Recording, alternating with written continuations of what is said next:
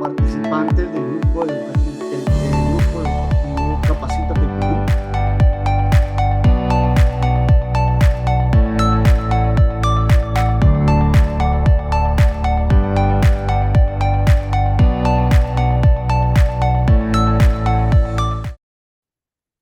Buenas tardes, amigos participantes nacionales e internacionales. Sean bienvenidos a la segunda clase del curso de implementación del sistema HACCP para la industria alimentaria.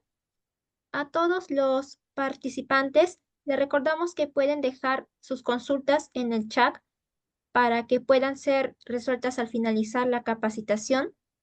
Este curso está organizado por el Grupo Educativo Capacítate Perú, junto con la ingeniera Judy Sandina Abanto Atalaya, ingeniera en Industrias Alimentarias de la Universidad Nacional de Cajamarca, especialista en nutrición natural orgánica, control de calidad e inocuidad alimentaria, objetivos de desarrollo sostenible, bioseguridad agroalimentaria, docente en números y ciencias, activista socioambiental y ecologista. Ingeniera Abanto, ya puede iniciar con la capacitación. Gracias. Bienvenidos a todos. El día de hoy vamos a tratar el tema de implementación HACCP para la industria alimentaria número 2. La vez pasada vimos la primera parte y esta vez nos toca con la segunda parte, pues, ¿no?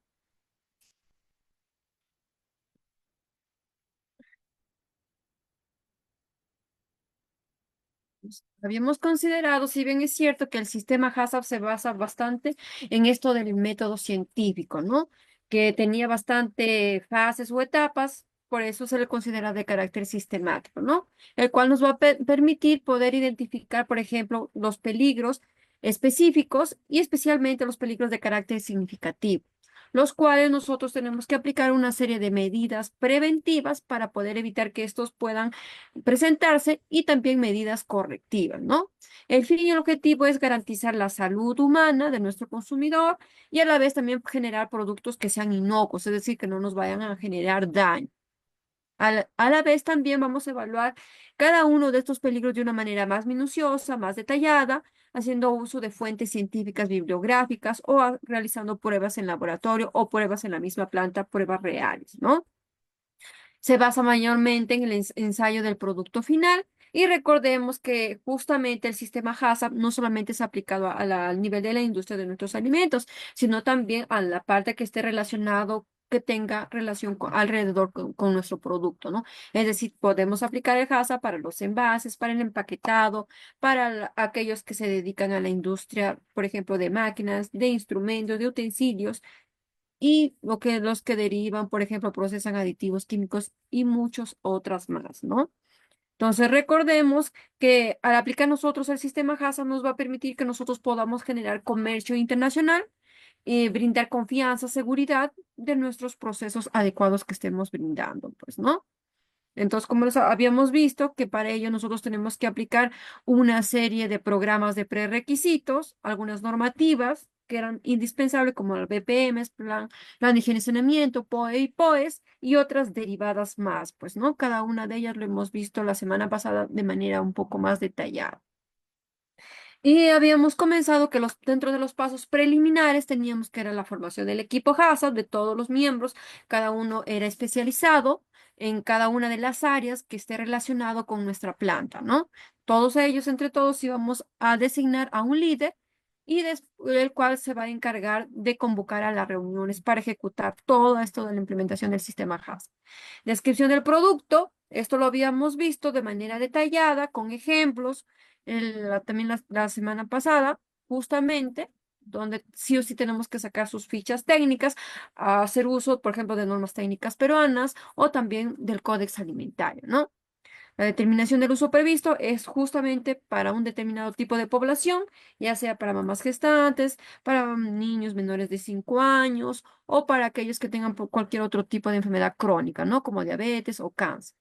También habíamos visto la elaboración del diagrama de flujo, que era justamente, se le considera como la columna vertebral, que es la parte básica que nosotros tenemos que haberlo implementado de una manera bien detallada, bien minuciosa, de una manera clara, precisa, con todos sus respectivos parámetros, como vemos en el esquema, e incluso algunos lo colocan en cada etapa donde es posible que se pueda presentar un PCC, ¿no?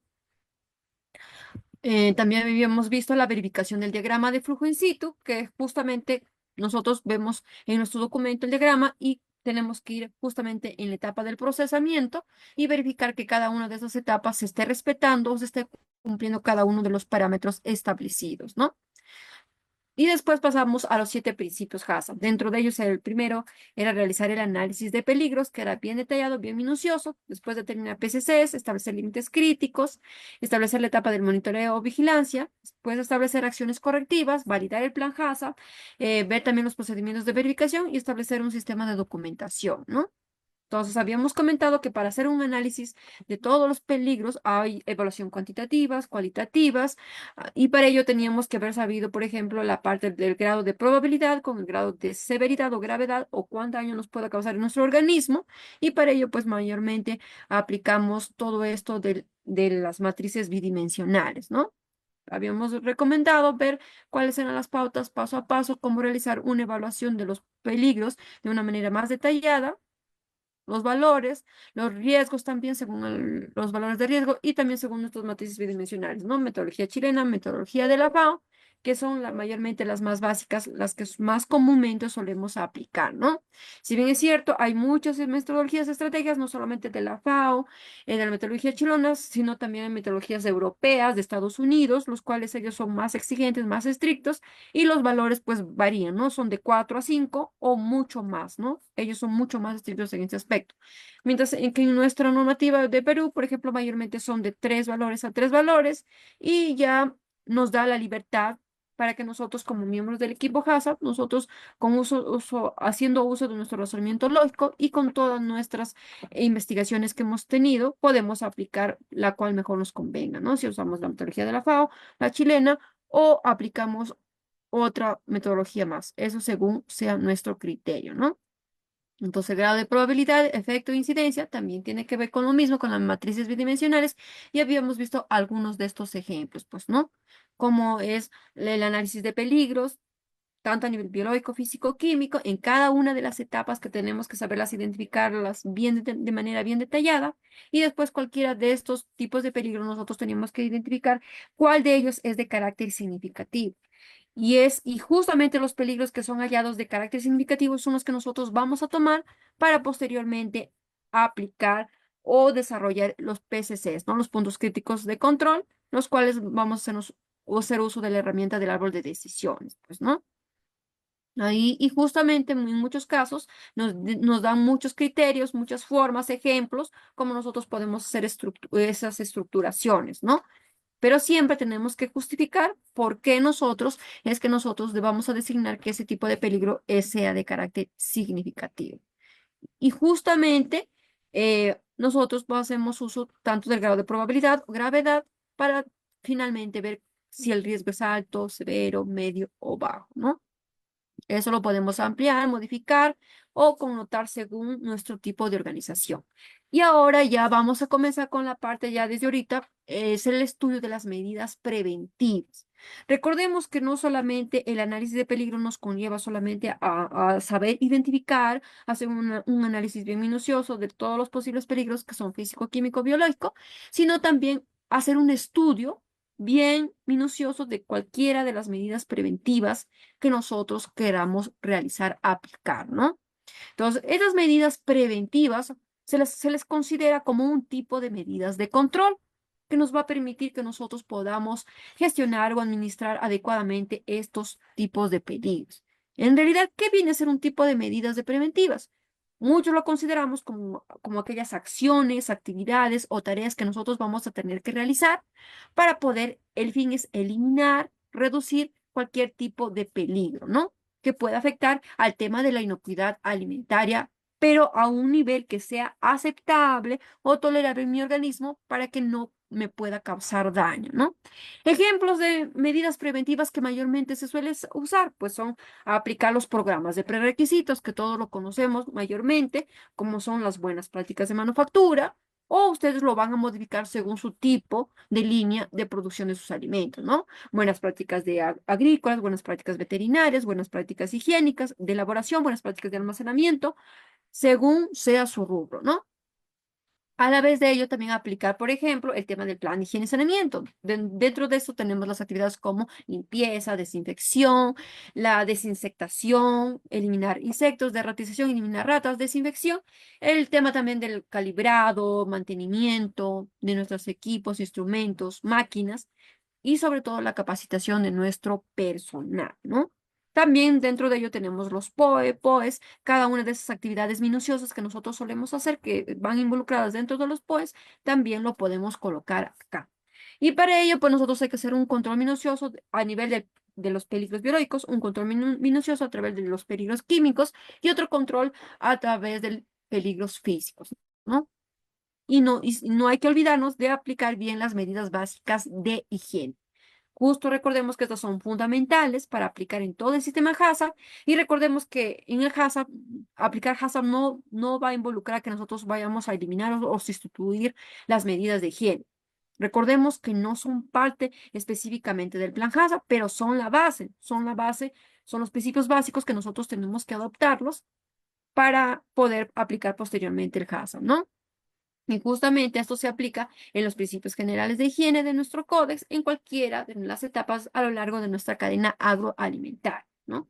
Por ello, pues muchas veces aplicamos, haciendo uso, como les dije, de criterio lógico, criterio científico, para posteriormente que se estén dando en el sistema gas. ¿Cómo se da el control de peligro a nivel biológico? Pues mediante procesos térmicos. Mayormente acá nosotros tenemos que controlar, el operario se encarga de controlar los parámetros de la temperatura, ¿no? Cuando son de carácter térmico, mayormente son temperaturas altas, ¿no? Desde 92 hasta 120 grados, según sea si es pasteurización, o sea esterilizado, o sea cualquier otro proceso térmico, ¿no? Entonces, acá las medidas de control que vamos a aplicar van a ser en las bacterias, por ejemplo, los agentes de bacterias, y justamente esto lo vemos haciendo un control más minucioso en la parte de los proveedores que nos van a distribuir, ¿no? Ver cómo son las actividades de limpieza y desinfección, las características de los envases o envoltorios con los que vamos a trabajar, cómo se da la adición de la sal, de los aditivos, el tema también de la deshidratación, el control del tiempo de temperatura, el grado de pH, justamente en estos sectores, ¿no? O también podemos ver, por ejemplo, en el sector de enfriamiento o en el sector de congelamiento, porque justamente en estas actividades es donde se puede dar la supervivencia de estas bacterias, la proliferación de estas bacterias, y justamente es acá donde nosotros tenemos que tener sumamente cuidado. Es más estricto nuestro control en este aspecto, ¿no? También vemos en medidas de control, por ejemplo, en el aspecto cuando vamos a ver la parte de los virus. Y los virus mayormente podría encontrarse cuando realizamos procesamientos térmicos también, justamente en la etapa de la cocción, cuando vamos a freír o vamos a asar. Y también hay que a practicar adecuadamente las condiciones de higiene, ¿no? Especialmente para evitar un ejemplo como las hepatitis, ¿no? Es un ejemplo común que mayormente nos suele dar de característica vírica. Otro tipo de medida de control, pues es en cuestión a nivel de los parásitos microscópicos, ¿no? Entonces, para ello hacemos un control alimentario también. También vemos la parte del calentamiento, de las etapas de congelamiento, en el salado, en la inspección visual también, y aplicar también nuestras buenas prácticas de higiene, ¿no?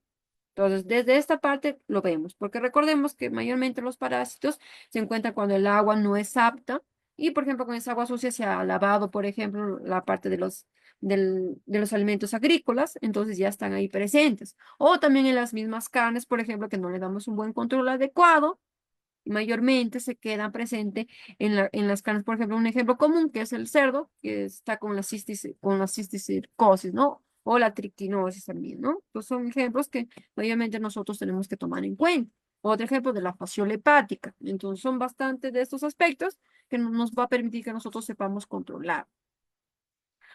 Otro tipo de medida de control es el control que vamos a hacer a nivel de peligros químicos, ¿no? Entonces acá desde el momento que nos vamos a inspeccionar a los proveedores, vamos a recibir que contemos, que trabajemos con proveedores que estos estén bien calificados, que hayan pasado por una evaluación de proveedores, que estos cumplan la mayormente de los ítems que nosotros vamos a evaluar. Y recordemos que el control específicamente es en el control del proceso, ¿no? Es decir, desde el momento que nosotros vamos a realizar las formulaciones, vamos a agregar los aditivos químicos, las concentraciones, los conservantes, los colorantes, ¿no? Entonces, con los que vamos a trabajar para poder formular o realizar o procesar nuestro producto final. Entonces, acá una de ellas, de las énfasis que nos dan es lograr separar las sustancias químicas en el almacenado en un solo lado, ¿no? Fuera de las otras áreas de manipulación. También realizar un buen control en nuestro aspecto del rotulado para poder descartar cualquier tipo de material con seguridad, ¿no? Que sean seguros para posible contaminación por agentes tóxicos que se nos pueda presentar, ¿no? A nivel de control del peligro físico, pues acá también se da controlar también adecuadamente los proveedores, que estos cuenten con especificaciones de cada materia prima, de cada ingrediente, de cada aditivo, controlar también la parte de cada proceso, con un control en cada uno de los ambientes o de las áreas en las que vamos a realizar el trabajo, el mantenimiento preventivo de cada uno de nuestros equipamientos, del procesamiento o para la producción, ¿no? Muchas veces realizamos el filtrado, las etapas de floculación o retiro también por inspección de la visualización, haciendo uso de nuestros órganos, de nuestros sentidos, ¿no? Entonces, detección de cualquier tipo de partículas sólidas por equipamientos específicos también podrían ser otro tipo de ejemplos, ¿no? Entonces, esos son mayormente al estudio más minucioso que nosotros tenemos que tomar apuntes según sea nuestra realidad, según sea nuestra organización y según sea nuestro tipo de proceso de cada producto que vamos a elaborar cada uno de estos. Y nosotros tenemos que saber hacer estos tres tipos de control a nivel de los peligros biológicos, a nivel de los peligros químicos y a nivel del control de peligros de carácter físico, ¿no? Acá tenemos un ejemplo, por ejemplo, acá es en un ejemplo para un análisis de peligro, para en este caso para materia prima. En este caso supongamos que queramos hacer, nuestra materia prima es el plátano. Entonces acá tenemos que identificar los tres tipos de peligro, a nivel físico, químico y biológico. A nivel físico, por ejemplo, podemos encontrar presencia de astillas, madera, tierra, insectos, ¿no? ¿Cuál sería la causa de ese peligro? Por ejemplo, que se ha dado malas prácticas agrícolas, y acá ya hacemos uso de la matriz bidimensional, ¿no? Por ejemplo, cuánto es su grado de efectividad, en este caso, medio, su grado de probabilidad, frecuente, y si es significativo o no, en este caso le ha colocado que no es un peligro significativo a nivel físico, ¿no? Ahora pasamos al nivel del peligro químico. Por ejemplo, en este caso puede ser que se dé presencia de residuos de plaguicidas o trazas de metales pesados. Causa de peligro, por ejemplo, acumulación de residuos de plaguicidas en el suelo. Su grado de efecto severo, el grado de probabilidad probable, el grado significativo sí se le considera así, ¿no? Y en cuanto al nivel de tipo de peligro biológico, por ejemplo, encontramos a las bacterias termófilas como el Bacillus, el Clostridium, hongos o mohos o levaduras que se podrían encontrar. Causa de peligro, por ejemplo, malas prácticas agrícolas o contaminación cruzada. El valor de su efecto es severo, el valor de probabilidad es probable y el grado significativo también se le considera que sí. Entonces, ¿cuál es la justificación de esta decisión por la que yo le considero que en esta etapa se le considera que es peligro significativo o no? Uno es porque el plátano, al ser utilizado, es cubierto por una capa gruesa que es separada durante el proceso en el área de tratamiento de la materia prima, ¿no? Entonces, por eso en este caso, para el primer caso, no lo consideran que sea un peligro significativo. Ahora, ¿qué medidas preventivas es que nosotros tenemos que aplicar? Justamente, que está relacionado con este tema, ¿no? Estudio de las medidas preventivas. Entonces, en este caso sería por ejemplo, aplicación de buenas prácticas agrícolas, en este caso, realizando una buena inspección visual con todos nuestros sentidos, ¿no? En este caso con la vista, de cada uno de los racimos al momento de su recepción, ¿no? Otro tipo de medida preventiva, por ejemplo, controlar los límites máximos permitidos según la legislación nacional que contengan de residuos de plaguicidas, ¿no? Además, por ejemplo, en cuestión de medida preventiva, un control mediante un análisis en el laboratorio externo, pero que este laboratorio esté acreditado, ¿no? Acá también tenemos otro ejemplo, por ejemplo, en este caso ya para la etapa de recepción de materia prima, pero es para otro caso, por ejemplo, peligro físico. También encontramos astillas, tierras, insectos. En este caso, el riesgo le ponen no, su justificación, porque el producto ya ha sido capacitado, por ejemplo, en buenas prácticas agrícolas. Entonces, por eso no lo consideran, porque ellos ya han tomado esa capacitación y lo van a hacer adecuadamente bien, ¿no? ¿Qué tipo de medida preventiva? Por ejemplo, inspeccionar la materia prima, la cual ha sido inspeccionada o recepcionada en el momento que se ha ingresado a la planta, ¿no? Otro ejemplo, por ejemplo, a nivel tipo de peligro químico, contaminación con plaguicidas y combustibles. Riesgo significativo, sí. Justificación, por ejemplo, posibilidad de riesgo de contaminación con combustible en los vehículos menores, ¿no? Medidas preventivas, inspección de la materia prima al ingreso de la planta, control de la limpieza del vehículo de transporte del producto, ¿no? A nivel de carácter biológico, por ejemplo, encontramos bacterias, hongos, mohos, el tipo de peligro. El riesgo se le considera significativo, sí. Justificación, por ejemplo, el productor ya ha sido capacitado en buenas prácticas agrícolas. ¿Qué medida preventiva? Por ejemplo, una inspección de materia prima al ingreso de la planta, ¿no? Otra etapa, por ejemplo, en la etapa de lavado. A nivel físico no encontramos ninguno. A nivel químico, por ejemplo, contaminación con residuos de insumos de limpieza. O, por ejemplo, se puede dar que se dé bastante exceso de cloro residual en el agua. Entonces, riesgo acá no le consideran que sea significativo, porque acá se da la justificación. ¿Por qué no? Porque el operario realiza el procedimiento de limpieza diaria de los utensilios y también cumple con la calidad, ¿no? Verifica el cumplimiento de ello. Medida preventiva, pues mayormente se da capacitaciones y supervisión permanente del personal, ¿no? A nivel, por ejemplo, en este caso a nivel biológico, por ejemplo, puede ser la presencia de coliformes totales por falta de cloro residual en el agua, ¿no? Esto también se le considera no. ¿Por qué? ¿Cuál es la justificación? ¿Por qué? Porque el operario, por ejemplo, realiza el procedimiento de limpieza diaria de cada uno de los utensilios y también verifica la calidad, ¿no? Del cumplimiento de ello. Medidas preventivas, también capacitación, supervisión permanente a cada uno del personal. Entonces, como vemos, cada uno de estos análisis de peligros va a contener, por ejemplo, su causa de ese peligro, va a contener su grado de efecto, su grado de probabilidad, cuál va a ser su grado de significación, si es peligro significativo o no, justificar por qué nosotros lo consideramos que sí es significativo o no, y por último, colocar una medida preventiva, los cuales son acciones, actividades que uno va a tener que realizar para poder prevenir, antecedernos para que este peligro no se nos pueda presentar en el momento que realizamos cada una de nuestras operaciones. Ahora pasamos al principio 2, que es determinación de cada uno de los puntos críticos de control o con las siglas que se denotan como PCC. Entonces, para ello, mayormente, pues nosotros utilizamos la mayoría del Códex Alimentario como base, nos basamos en el instrumento que es el árbol de decisiones, ¿no?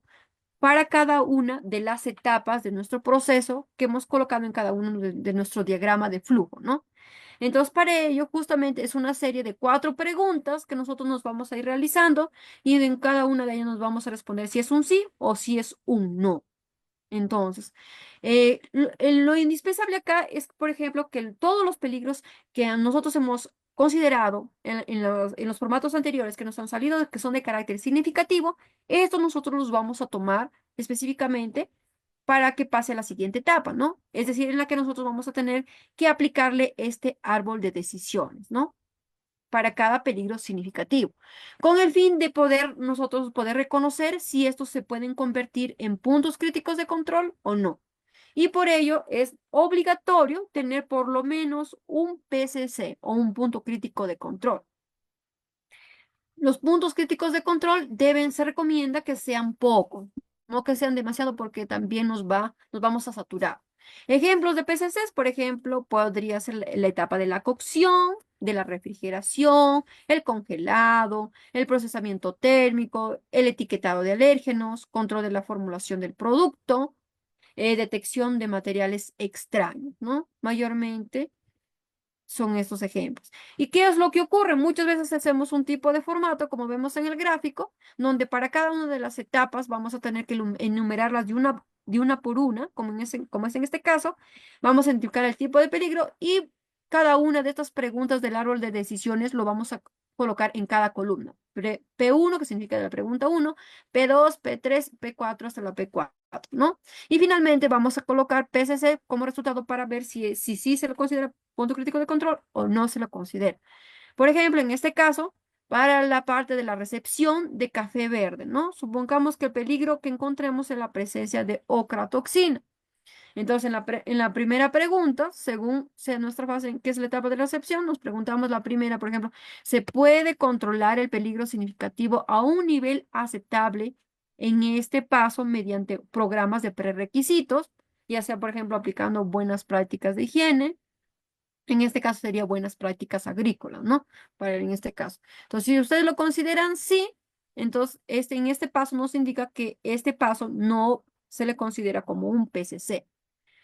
Entonces, pasamos a la siguiente otra pregunta, ¿no? Y si es no, por ejemplo, si es un no, si nuestra respuesta es no, entonces pasamos a la siguiente pregunta que vendría a ser, ¿existe en esta fase o en esta etapa, por ejemplo, medidas de control específica para el peligro, para este peligro de carácter significativo? Entonces, nosotros nos preguntamos si es un sí o si es un no, ¿no? En este caso, no lo consideran no. Este paso significa que no es un PCC, entonces los pasos subsiguientes se podría decir que deberían evaluarse para ver si son PCC, ¿no? Y si es sí, pues seguimos con la tercera pregunta, ¿no? Vendría a ser un paso posterior evitaría o eliminaría el peligro de carácter significativo identificado o lo reducirá por lo menos a un nivel aceptable. Si es sí, significa, en la pregunta 3 se le considera que el paso posterior debería ser automáticamente un PCC. Y si es no, pues vamos a seguir con la otra pregunta. Y la pregunta 4 vendría a ser, ¿puede este paso prevenir, eliminar específicamente este peligro significativo identificado o reducirlo a un nivel aceptable? Y si acá es sí, entonces significa que este paso es un PCC. Y si es no, pues la respuesta tendría que ser que tengo que modificar un paso, un proceso o todo el producto para poder implementar una medida de control adecuada. Entonces, según esas preguntas, en cada una de esas preguntas, si le voy a colocar sí o no, lo voy a tener que ir completando cada espacio, ¿no? Y finalmente, según este criterio, finalmente para la etapa de recepción de café verde, en este caso, no se le considera, para la primera etapa no se le va a considerar PCC. Seguimos con las siguientes fases. Por ejemplo, para el almacén de mi materia prima, ¿qué tipo de peligro se podría encontrar? Por ejemplo, formación química de niveles de ocratoxina A. En este caso, para la pregunta 1 se le considera sí, para la pregunta 2 se le considera no, para la pregunta 3 sí, para la pregunta 4 sí. Finalmente, damos a la conclusión de que esta fase no es un PCC. Para la fase 3, que es el tostado, en este caso, el tipo de peligro que podemos encontrar vendría a ser el Salmonella, Staphylococcus aureus o coliformes. Nos hacemos también las mismas preguntas. Para la pregunta 1 le hemos colocado que sí. Para la pregunta 2, sí también. Y ya automáticamente, ya cuando queda hasta ahí, sí, automáticamente ya significa que sí la vamos a considerar como un tipo de PCC. Entonces, el tostado sí se le considera como una etapa de punto crítico de control, ¿no? Acá también tenemos otros ejemplos. Por ejemplo, se da en la etapa de lavado automático. ¿Qué tipo de peligro encontramos? Por ejemplo, biológico, contaminación por Escherichia coli, Salmonella, SPP. A nivel físico, a nivel químico, no hay ningún tipo de peligro. El valor de gravedad le consideran ellos bajo, el de probabilidad medio, el de insignificancia medio, y se le considera que es una etapa crítica o no. Acá no lo vamos a considerar, ¿no? ¿Qué medidas preventivas? Volvemos a colocar las medidas preventivas, ya usar los programas de prerequisitos, ¿no? Plan de higiene y saneamiento, limpieza y desinfección, limpieza y desinfección de la tina de prelavado, lavadora automática, tina de desinfección, manual de buenas prácticas, por ejemplo, en este caso de manufactura, en este caso para la harina de maca cruda y gelatinizada, ¿no? También, por ejemplo, control de capacitación del personal, control de higiene de nuestro personal de la planta, carnet de sanidad, frecuencia cada 6 meses o chequeo médico Y aplicamos lo mismo del árbol de decisiones de estas preguntas, las volvemos a colocar en cada una de estas columnas, ¿no? P1, de la pregunta 1 hasta la pregunta 4, y la respondemos si sí o no, y finalmente vamos a la conclusión que esta etapa no se le considera como un PCC, ¿no? Y pasamos a la etapa de la desinfección. Por ejemplo, en este caso, el peligro que encontramos, por ejemplo, puede ser el peligro de carácter biológico, por la sobrevivencia, por ejemplo, del Staphylococcus aureus, Escherichia coli, Salmonella, SPP o Bacillus cereus, ¿no? Entonces, el valor de gravedad en este caso es alta, el valor de probabilidad es alta, el valor de insignificancia es crítico y se le considera que sí es un un peligro significativo, ¿no? En este caso. Medida preventiva, pues aplicamos el plan de higiene y saneamiento, las actividades de limpieza y desinfección, registro adecuadamente de condiciones ambientales, también la limpieza y desinfección de la tina de prelavado, en la lavadora automática, tina de desinfección, también el manual de BPMs, el control de higiene del personal de la planta, control de capacitación también del personal, lavado y desinfección de la materia prima, control de cloro para la desinfección, carnet de sanidad, también con la misma frecuencia cada 6 meses, chequeo médico, frecuencia anual. Lo mismo hacemos las mismas preguntas, las respondemos cada una de ellas, y para la primera pregunta salió sí, y para la tercera también salió sí. Por ello, automáticamente nosotros ya lo consideramos esta fase o esta etapa que sí es un PCC. Y así sucesivamente vamos a ir con las demás etapas según sea nuestra producción, ¿no? Ahora pasamos, por ejemplo, a la etapa, al principio 3, que vendría a ser establecimiento de cada uno de los límites críticos para cada uno de estos puntos críticos de control. Si bien es cierto, nosotros tenemos que saber que los límites críticos se los designa con las siglas LC. Entonces, los límites críticos que vendrían a ser son como criterios, los cuales tienen que ser valorados para cada medida preventiva que esté asociada en un punto crítico de control. Ejemplo, por ejemplo, de límites críticos tenemos de carácter químico, encontramos, por ejemplo, según el valor de grado de pH o el valor de grado de contenido de agua que nosotros podemos tener que establecerlo, ¿no? A nivel físico tenemos, por ejemplo, cuánto debería de ser el tiempo, cuánto debería ser la temperatura.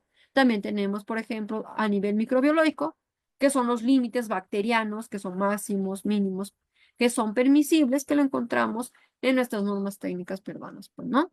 Entonces, para ello vamos a establecer los límites críticos tanto a nivel superior como a nivel inferior. Hay algunos que tienen valor mínimo, valor máximo, y hay otros que solamente tienen un solo valor. Entonces, para ello nosotros se determina un límite crítico para cada tipo de PSC o punto crítico de control, o también puede ser más de un límite crítico si se mide o se va a controlar más de un aspecto, ¿no? En este caso, por ejemplo, los valores por fuera de los límites críticos que me pueden indicar que hay una desviación. Es decir, si nosotros no respetamos, se salen del valor mínimo o se pasan del valor máximo, entonces significa que está habiendo una desviación y por ello es que se pueda generar un producto potencialmente que sea no inocuo, pues, ¿no?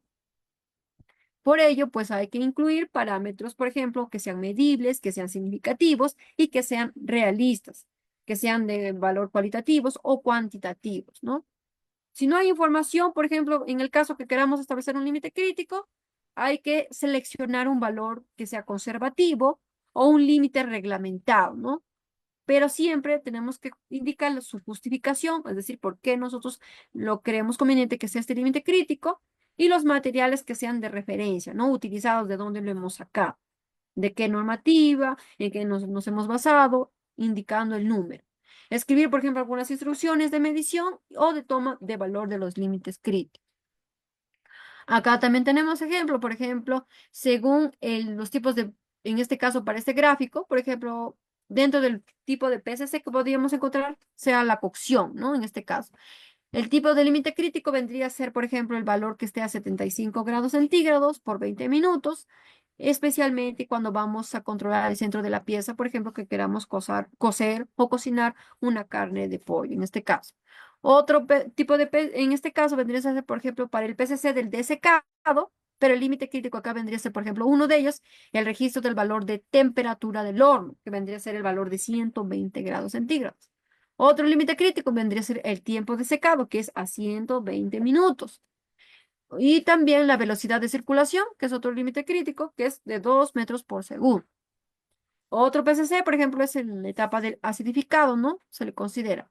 El límite crítico podría ser, por ejemplo, que el peso del producto sea de 100 libras. Otro límite vendría a ser el tiempo de remojo, 8 horas. La concentración de ácido acético que sea 3,5% y el pH esperado que sea a 4,5. Acá también tenemos, por ejemplo, para el peligro, por ejemplo, de patógenos bacterianos no esporulados en la etapa del PCC, que se considera que es la pasteurización. Su límite crítico vendría a ser el valor de a 72 grados centígrados, por lo menos durante un tiempo de 15 segundos, ¿no? Y acá vemos dos tipos de límites críticos, ¿no? También el peligro, por ejemplo, supongamos que sea un fragmentos metálicos, entonces en la etapa que se le considera que PCC vendría a ser, en este caso, el detector de metales, y el límite crítico vendría a ser, por ejemplo, los fragmentos metálicos que sean superiores a 0,5 milímetros. Otro peligro son los patógenos bacterianos. Acá el PCC vendría a ser en la etapa del horno del secado. Su límite crítico sería que su actividad de agua sea menor o igual a 0,85 para que se pueda controlar el tema de la proliferación en la producción de estos alimentos secos, ¿no? También, por ejemplo, el peligro de los nitritos en exceso en la etapa del PCC cuando se da, por ejemplo, el curado o en la etapa de la salmuera, ¿no? Límite crítico, nos indican que el valor máximo tendría que ser de 200 partes por millón de nitritos de sodio en nuestro producto final. Otro peligro, por ejemplo, patógenos bacterianos en la etapa o fase, por ejemplo, de la acidificación, ¿no? Entonces acá el pH máximo nos recomiendan que sea máximo de 4,6 para poder controlar un ejemplo del Clostridium botulinum en alimentos acidificados. En el caso del peligro, por ejemplo, de los alérgenos alimentarios, el PCC vendría a ser en la etapa del etiquetado y el límite crítico sería, por ejemplo, cuando la etiqueta tiene que ser legible, que contenga una lista de todos los ingredientes que contenga, ¿no? De manera los que son correctos. Y por último tenemos al peligro, por ejemplo, de la histamina, que lo encontramos en la fase o la etapa o el PCC, en este caso vendría a ser de la recepción, ¿no? Entonces los límites críticos sería que los niveles máximos de histamina que sea de 25 partes por millón en la evaluación de histaminas en el atún, por ejemplo. Y acá sí tenemos un ejemplo básico para la etapa, por ejemplo, del tostado del café verde que habíamos hablado anteriormente, un tipo de PCC que se le considera que era el tostado, encontrábamos los tres tipos de límites críticos, ¿no? Uno a nivel de la temperatura, que nos da un valor, cuánto es el valor máximo que nosotros tenemos que respetar, en grados Fahrenheit de 405 y temperatura mínima de 340 grados Fahrenheit. En cuanto al tiempo, por ejemplo, tiempo mínimo 27 minutos, tiempo máximo de 30 minutos. En cuanto a la velocidad de aire mínima, al 27% y velocidad de aire máxima al 36%. Entonces, como ustedes podrán ver, en cada fase o en cada etapa, nosotros, después de que hemos aplicado las restricciones, hemos identificado cuál de estos tipos de peligros que han sido significativos lo tomamos, lo consideramos con las decisiones para identificarlos en cuál de esas nosotros encontramos los PCCs. Y dentro de esos PCCs nosotros vamos a tener que establecer uno, dos, hasta tres o según sea los parámetros que vamos a elaborar, cuánto es la cantidad de límites críticos que vamos a tener que evaluar y observar y monitorear en cada proceso, ¿no? Y siempre respetar valores mínimos, valores máximos, como son en estos casos, ¿no? Ahora pasamos al tema, por ejemplo, de cómo nosotros podemos validar estos límites críticos. Recordemos que el tema validación es uno de los términos que nosotros mayormente vemos en implementar el sistema HACCP. Y no solamente nos involucra que nosotros solamente vamos a validar todo el sistema HACCP, sino también tenemos que validar los límites críticos, que justamente para ello nosotros tenemos muchas maneras o formas como validamos. Una de ellas, la primera, es realizando una revisión de la literatura científica. Es decir, para ello nosotros tenemos que hacer un estudio minucioso, realizar toda la recopilación de todos los datos posibles, donde vamos a buscar, vamos a revisar a estudios científicos, artículos científicos, papers, publicaciones, proyectos, modelos o ejemplos también que nos sirvan como guías y estándares que apoyen el tema de estos límites críticos que queremos investigar, ¿no? También colocar alguna evidencia objetiva, asegurar que estos límites críticos estén basados en datos que sean sólidos, que sean aceptados y que hayan sido probados con anterioridad, ¿no? Lo cual me va a dar la confiabilidad, la seguridad que si yo aplico a ese valor, esos valores mínimos máximos de límites críticos, me va a dar buenos resultados de poder prevenir o eliminar o reducir los posibles peligros que se nos pueda presentar, ¿no? También tenemos, por ejemplo, como número 2, otra manera de cómo validar estos límites críticos vendría a ser la realización de pruebas de laboratorio. ¿Qué ocurre? Que cuando ustedes han investigado no encuentran información científica, no encuentran información en literatura, no encuentran, entonces es obligatorio que ustedes tienen que hacer sus pruebas piloto, ¿no? O sus pruebas en laboratorio en este caso. Muchos de ellos, ¿qué ocurre? Tenemos que hacer experimentos, realizar muchas pruebas que nos demuestren, por ejemplo, qué límites críticos pueden controlar a estos peligros de carácter significativo. Y nos vamos a basar mayormente en los resultados. Y esos resultados que hemos tenido de estas pruebas, de estos experimentos, tenemos que documentarlos, cada una de estas pruebas, ¿no? Mostrando que cada límite crítico sean realmente efectivos y que estén en condiciones controladas. Como parte 3 tenemos, por ejemplo, otra metodología, son aplicando las pruebas en planta, ¿no? Que son las pruebas piloto, como les había comentado, y acá las condiciones tienen que ser reales, ¿no? Es decir, según nuestra realidad, como nosotros estamos haciendo nuestros procesos, vamos a tener que implementar estos límites críticos en torno a nuestra realidad, que nos permite asegurar que sean prácticos, que sean efectivos con las operaciones que realizamos, ¿no? Y muchas veces es necesario realizar un monitoreo, un seguimiento, una vigilancia. ¿Qué vamos a vigilar? Por ejemplo, el proceso en un periodo dado para poder verificar que este límite crítico cumple y que los peligros van a estar bajo control. En cuanto a la metodología 4, revisión por expertos también. Entonces acá sí vamos a tener que aplicar, recurrir a servicios terceros, ¿no? Es decir, a una empresa que es experta en consultoría, podemos consultar con expertos que que tengan la experiencia, el conocimiento en el tema de inocuidad alimentaria, para que nos ayuden, nos apoyen en el tema de revisar y validar estos límites críticos. También es dable, ¿no? En cuanto a la documentación, pues obtener opiniones y documentos de validación de expertos que respalden pues la efectividad de los límites críticos que vamos a tener que colocar. Y por último tenemos la metodología de evaluación de datos históricos, ¿no? Es decir, vamos a hacer un análisis de todos los registros que hemos tenido acumulado, por ejemplo, de meses o de años anteriores, revisar registros históricos de producción, tanto de control de calidad, para identificar si hay evidencia que estos límites críticos han sido efectivos, ¿no?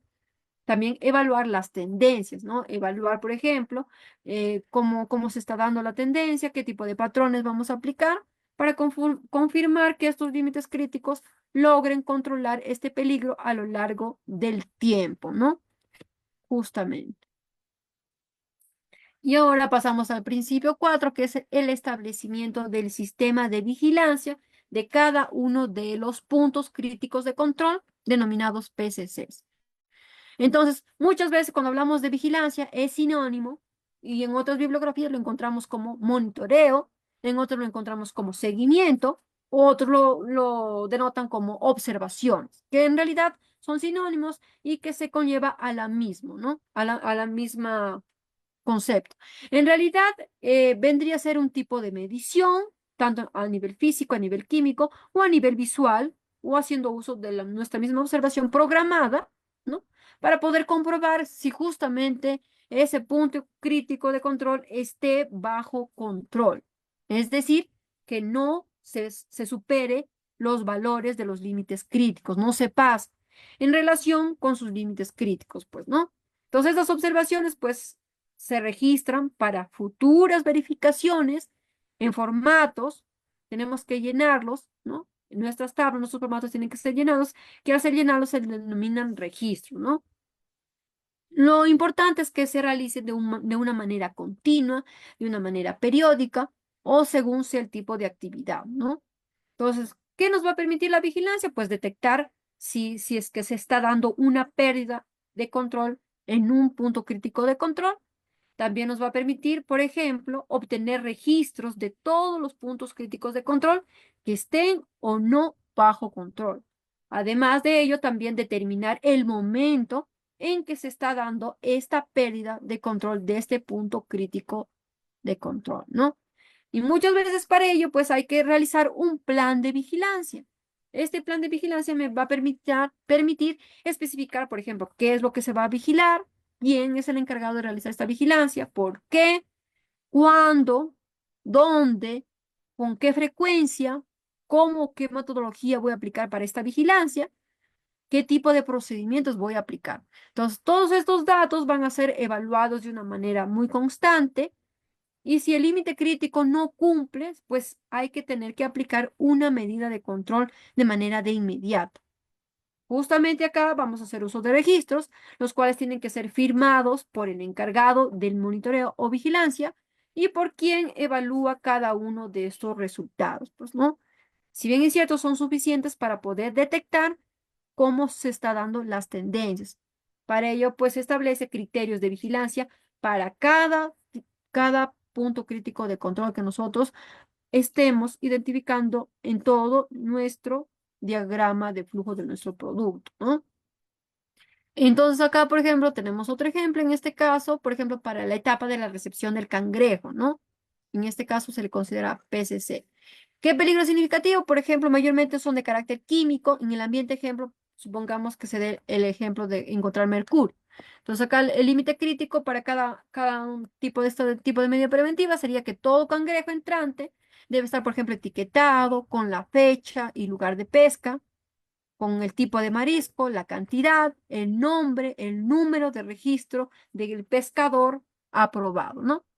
Entonces, el monitoreo o vigilancia vendría a ser qué se va a realizar, por ejemplo, la información en las etiquetas de los cangrejos que se van entrando, ¿no? ¿Cómo? Con una inspección visual. La frecuencia sería cada saco, quien el encargado del área de recepción, ¿no? En caso que se pueda dar una acción correctiva, por ejemplo, se tendría que rechazar los sacos sin etiqueta, por ejemplo, discontinuar, por ejemplo, el uso de los proveedores hasta que se obtenga la evidencia de que las prácticas de etiquetado han cambiado, ¿no?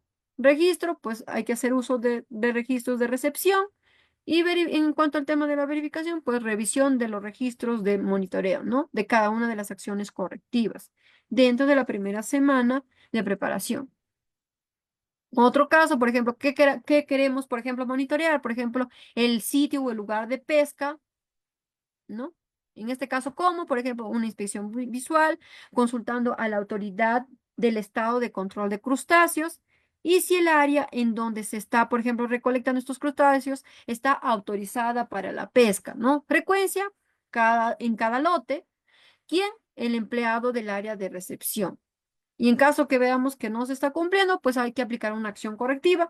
En este caso sería rechazar los lotes, ¿no? De aguas que no son aprobadas o descontinuar el uso de proveedores hasta que se obtenga la evidencia de que las prácticas de pesca han sido cambiadas, ¿no? Otro ejemplo de monitoreo vendría a ser, por ejemplo, que queramos monitorear o vigilar, por ejemplo, la licencia del pescador, ¿no? ¿Cómo? Con una inspección visual, frecuencia, cada vez que se está entregando, ¿quién? El empleado del área de recepción. Y en este caso, si es que se diera una acción correctiva, pues vendría a ser rechazar también los lotes del pescado sin licencia, ¿no? Discontinuar también el uso del proveedor hasta que se obtenga, por ejemplo, evidencia de que el pescador ha obtenido ya su licencia, ¿no? Entonces, justamente así nosotros tenemos que hacer el tipo de monitoreo o vigilancia de cada una de las actividades que nosotros queramos realizar, ¿no? Pero siempre lo vamos a hacer aplicando estas preguntas: ¿qué, cómo, cuándo, la frecuencia y quién es el encargado, ¿no? Algunos hasta le colocan otra columna, como en este caso, de sus acciones correctivas, ¿no? Incluso hasta le colocan el código de su registro, su número. Ahora pasamos al principio 5, que vendría a ser establecimiento de estas medidas correctivas. Entonces, cuando hablamos de medidas correctivas, también son acciones, son actividades, tareas que uno va a realizar, que vamos a tomar en cuenta cuando vemos que nuestro punto crítico de control está fuera de control. ¿Y por qué está fuera de control? Porque, por ejemplo, no se han respetado los límites críticos, es decir, hemos salido, ¿no?, de los parámetros establecidos. Es decir, se ha dado excediciones, ¿no? Entonces, por ello se adopta, por ejemplo, cuando la vigilancia indica que un determinado punto crítico de control no está controlado. El objetivo es que nosotros tenemos que recuperar el control de ese punto crítico de control y hay que registrarlo para posteriormente un caso de rastreabilidad, ¿no? Señalar a la persona quién va a ser el responsable y qué tipo de medidas correctivas aplicar. Ejemplo de acciones correctivas que uno podría aplicar. Por ejemplo, podría ser que podemos aislar y retener el producto para evaluar el tema de su inocuidad en una área diferente a las otras, ¿no? Otra podría ser que desviemos el producto hacia otra línea donde la desviación no sea tan crítica. Por ejemplo, que sea el caso de que nosotros estamos produciendo, por ejemplo, un tipo de galletas, pero estas galletas han salido con malas condiciones de calidad organolépticas, entonces nosotros lo pasamos a otra línea donde sea, por ejemplo, para procesar, por ejemplo, harinas. Entonces, ¿no? Lo llevamos a otra línea. También podría ser reprocesar el producto. Es decir, podemos, en el caso de que no se haya horneado bien, podemos volver a llevarlo otra vez al horno para que se vuelva otra vez a aumentar a grados de temperatura y se pueda cocer mejor, ¿no? Otro ejemplo podría ser, por ejemplo, rechazar la materia prima. Si vemos que el problema, la causa raíz de este tipo de no conformidad o este tipo de peligros es por la materia prima, entonces hay que trabajar con otro tipo, ¿no? Con otro tipo de proveedores de materia prima. Y por último, pues hay que destruir el producto si vemos que no podemos aplicar ninguna de las acciones correctivas anteriores. Y justamente cuando hay una pérdida de límite operacional, se tiene que realizar un ajuste en un proceso. Y si se da una pérdida de límite crítico, entonces, ¿qué tenemos que realizar? Realizar o aplicar acciones correctivas o medidas correctivas que son sinónimos. Hablamos de acciones correctivas o medidas correctivas son sinónimos. El objetivo es que nosotros podamos identificar cuál es la causa raíz por lo que ha sucedido esa no conformidad o ese tipo de peligro, ese tipo de contaminante, para nosotros poder eliminar o reducir esa causa raíz para que ya no se vuelva a repetir. Entonces, ese es el objetivo de aplicar nuestras acciones correctivas. Acá tenemos un ejemplo para la etapa, en este caso, en un PCC, que es el tostado. Ejemplo de medidas correctivas, por ejemplo, capacitación al personal, en este caso, o también puede ser, por ejemplo, eh, calibración del pirómetro de la lectura de la temperatura para el tostador, o también, por ejemplo, mantenimiento preventivo de toda la máquina del tostador, limpieza y desinfección también de la máquina o de los ambientes que es del tostado. Y por último sería la circulación del aire filtrado en el ambiente de trabajo, ¿no? Son 5 ejemplos de medidas correctivas que nosotros podemos aplicar para mejorar, ¿no? Y en algunos casos también le colocan, por ejemplo, especifican aquel límite crítico, ¿no? Temperatura mínima en grados Fahrenheit, 405 grados Fahrenheit, y temperatura máxima 340 grados Fahrenheit. Incluso hasta podemos describir de manera detallada, como en este ejemplo, cómo se realiza este procedimiento, esta medida correctiva, ¿no? Por ejemplo, en este caso, si vemos que la temperatura es inferior a 340 grados centígrados, ¿qué se tiene que hacer? Pues se tiene que detener el proceso, se tiene que regular el flujo de fuego hasta alcanzar la temperatura deseada y llegar a la temperatura adecuada, ¿no? Esperar por lo menos 10 minutos para poder iniciar el proceso que se quiere realizar, ¿no? Entonces, ¿cuáles son los procesos de acciones correctivas? Para ello, pues, como les había comentado, primero formulamos las medidas correctivas específicas para cada tipo de punto crítico de control que con anterioridad nosotros hemos identificado.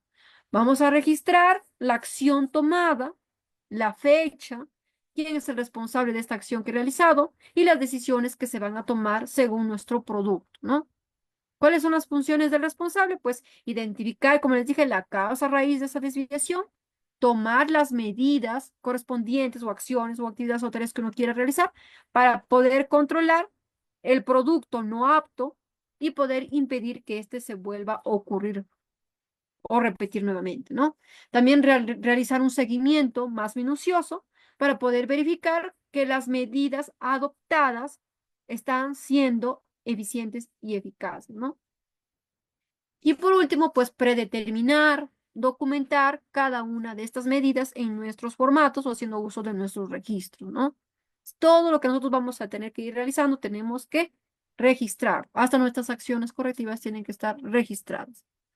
Justamente como habíamos hablado, que en el sistema HACCP mayormente hablamos de identificar los tipos de contaminantes, los tipos de peligros de carácter significativo y no significativo, pero también vamos a ver el tema de las no conformidades. Y cuando hablamos de una no conformidad nos referimos al incumplimiento de un requisito o de una necesidad por parte de nuestro cliente. Entonces, ¿cuál sería la forma adecuada para que nosotros podamos establecer una no conformidad?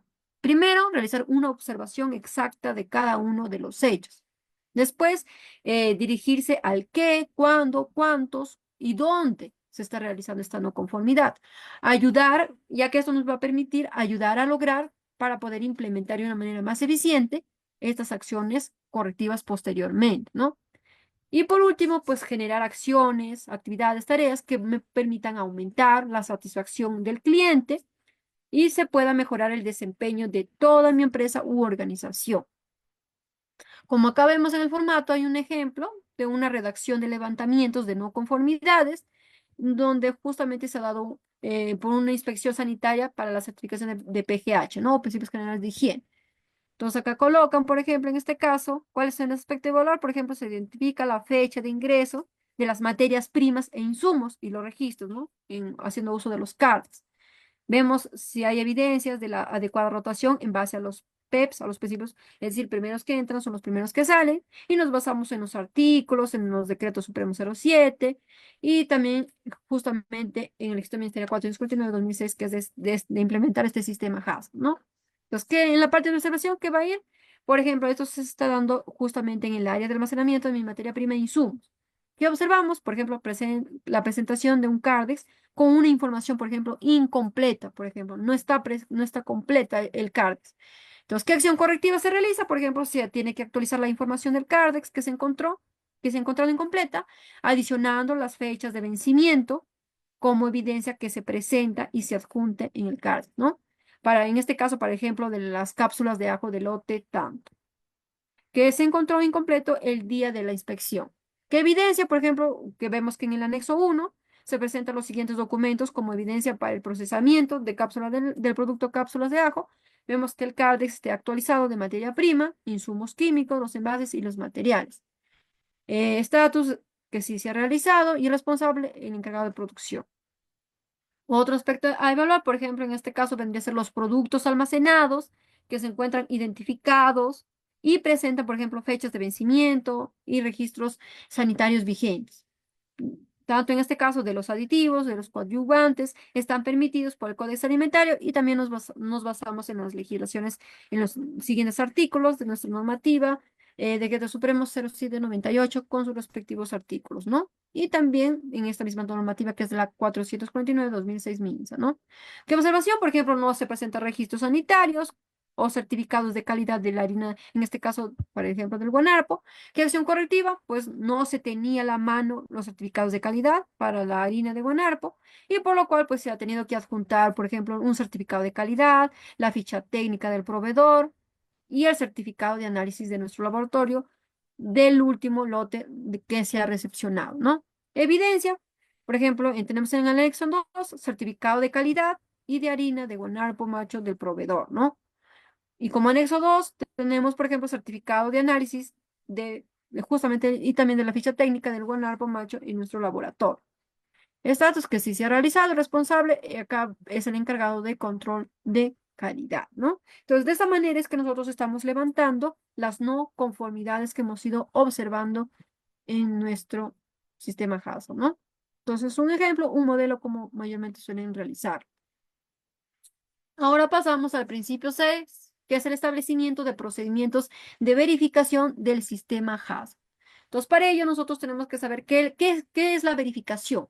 La verificación son aquellas actividades que nos debe va a permitir establecer el grado de validez de todo el plan HACCP, ¿no? Y que el sistema automáticamente esté funcionando de acuerdo a lo planeado. Entonces vendría a ser una secuencia también que es planificada de observaciones para asegurar que cada uno de los puntos críticos de control se encuentren dentro de sus especificaciones. Pues muchas veces vamos a utilizar métodos, utilizamos procedimientos, ensayos de comprobación, verificación, incluidos las que estén en los muestreos aleatorios, ¿no? Verificaciones microbiológicas, análisis, entrevistas, encuestas a nuestro personal, preguntas que nosotros queramos realizar. Entonces, las frecuencias de estas comprobaciones pueden ser periódicas o de manera permanente. Vamos a tener que examinar cada uno de los registros que nosotros hemos ido acumulando de los principios anteriores, ¿no? Específicamente de los principios de los registros, en este caso de los puntos críticos de control.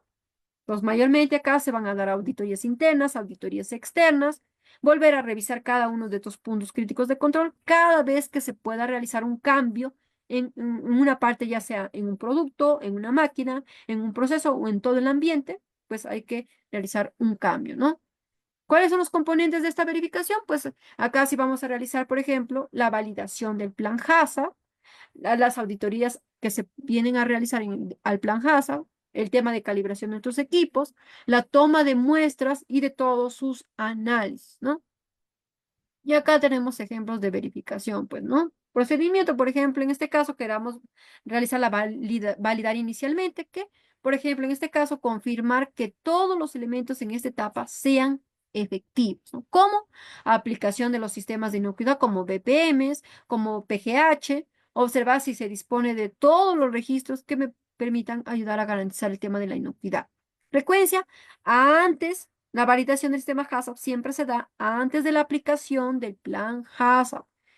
¿Quién es el encargado o el responsable? Pues los expertos de aplicar el sistema de inocuidad.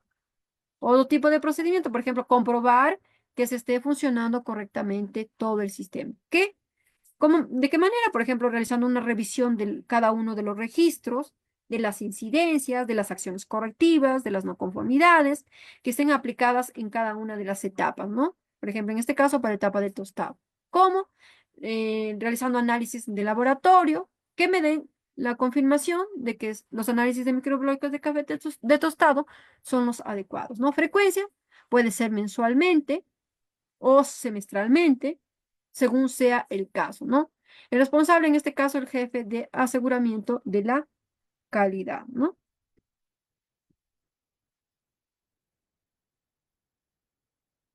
También debemos de recordar en este caso que para ello nosotros vamos a tener que designar a un personal. Y ese tiene que ser distinto de aquellos que se han encargado, por ejemplo, del control o de los terceros, ¿no? Y para ello, pues, hay que tener que trabajar con los que se encargan de las consultorías de expertos de todo el sistema HACCP. ¿Cuánto es la frecuencia de verificación que nosotros podríamos dar? Según el tamaño, según la capacidad de nuestra planta u organización, ¿no?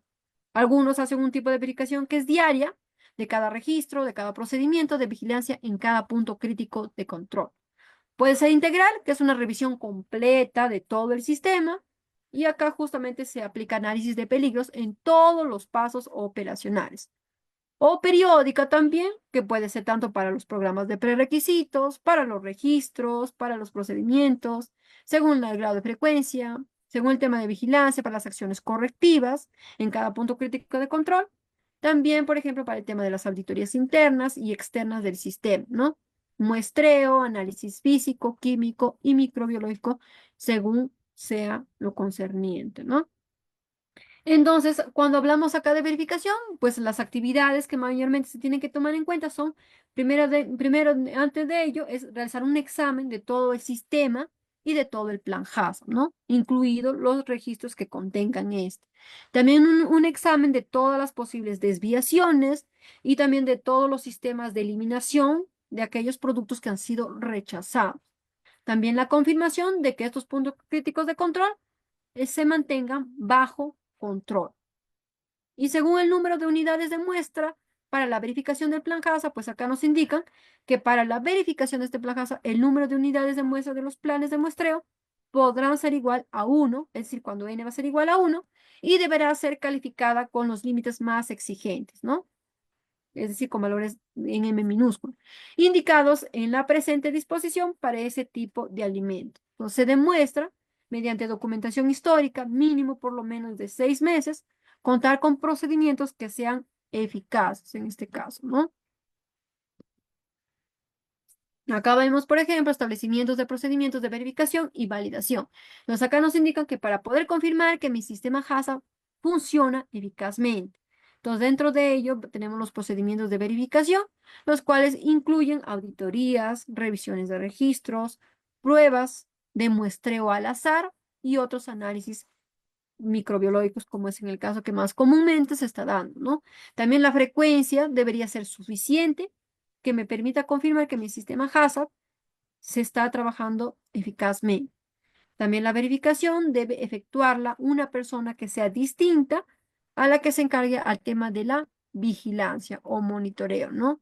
Es decir, el que realiza la vigilancia no puede ser la misma que se va a encargar de realizar la verificación. Tienen que ser personas distintas. Cuando hablamos del procedimiento de validación, entonces recordemos que la validación es antes para que se pueda aplicar el HACCP y para ello es necesario que validemos.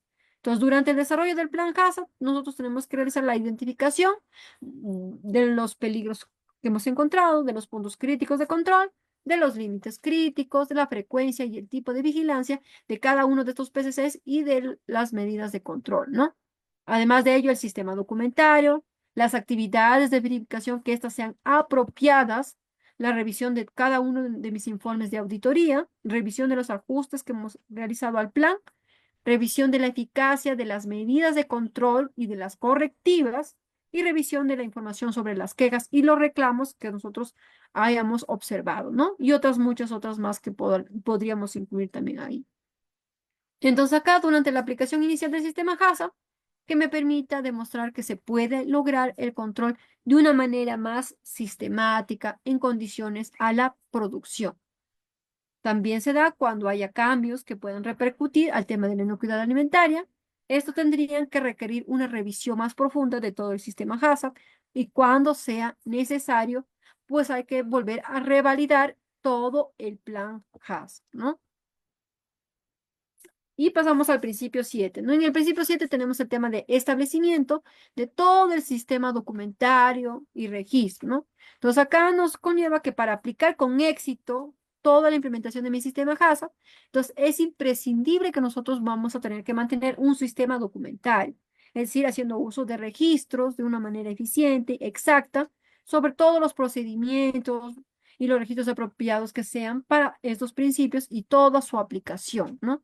Entonces, recordemos que estos documentos tienen que ser archivados de una manera sencilla, que sean de fácil accesibilidad, durante un plazo de tiempo determinado, que mayormente nos recomienda que sea de 2 años aproximadamente, y que nos permita comprobar, por ejemplo, que se ha cumplido con los límites críticos, ¿no? Que se ha tomado las acciones correctivas adecuadas con el fin de poder proveer medios de monitoreo para poder ajustar el proceso, ¿no? Entonces, muchas veces ocurre que se da la preparación, se da el mantenimiento de todo mi manual o de mi documento que está escrito del sistema HACCP, ¿no?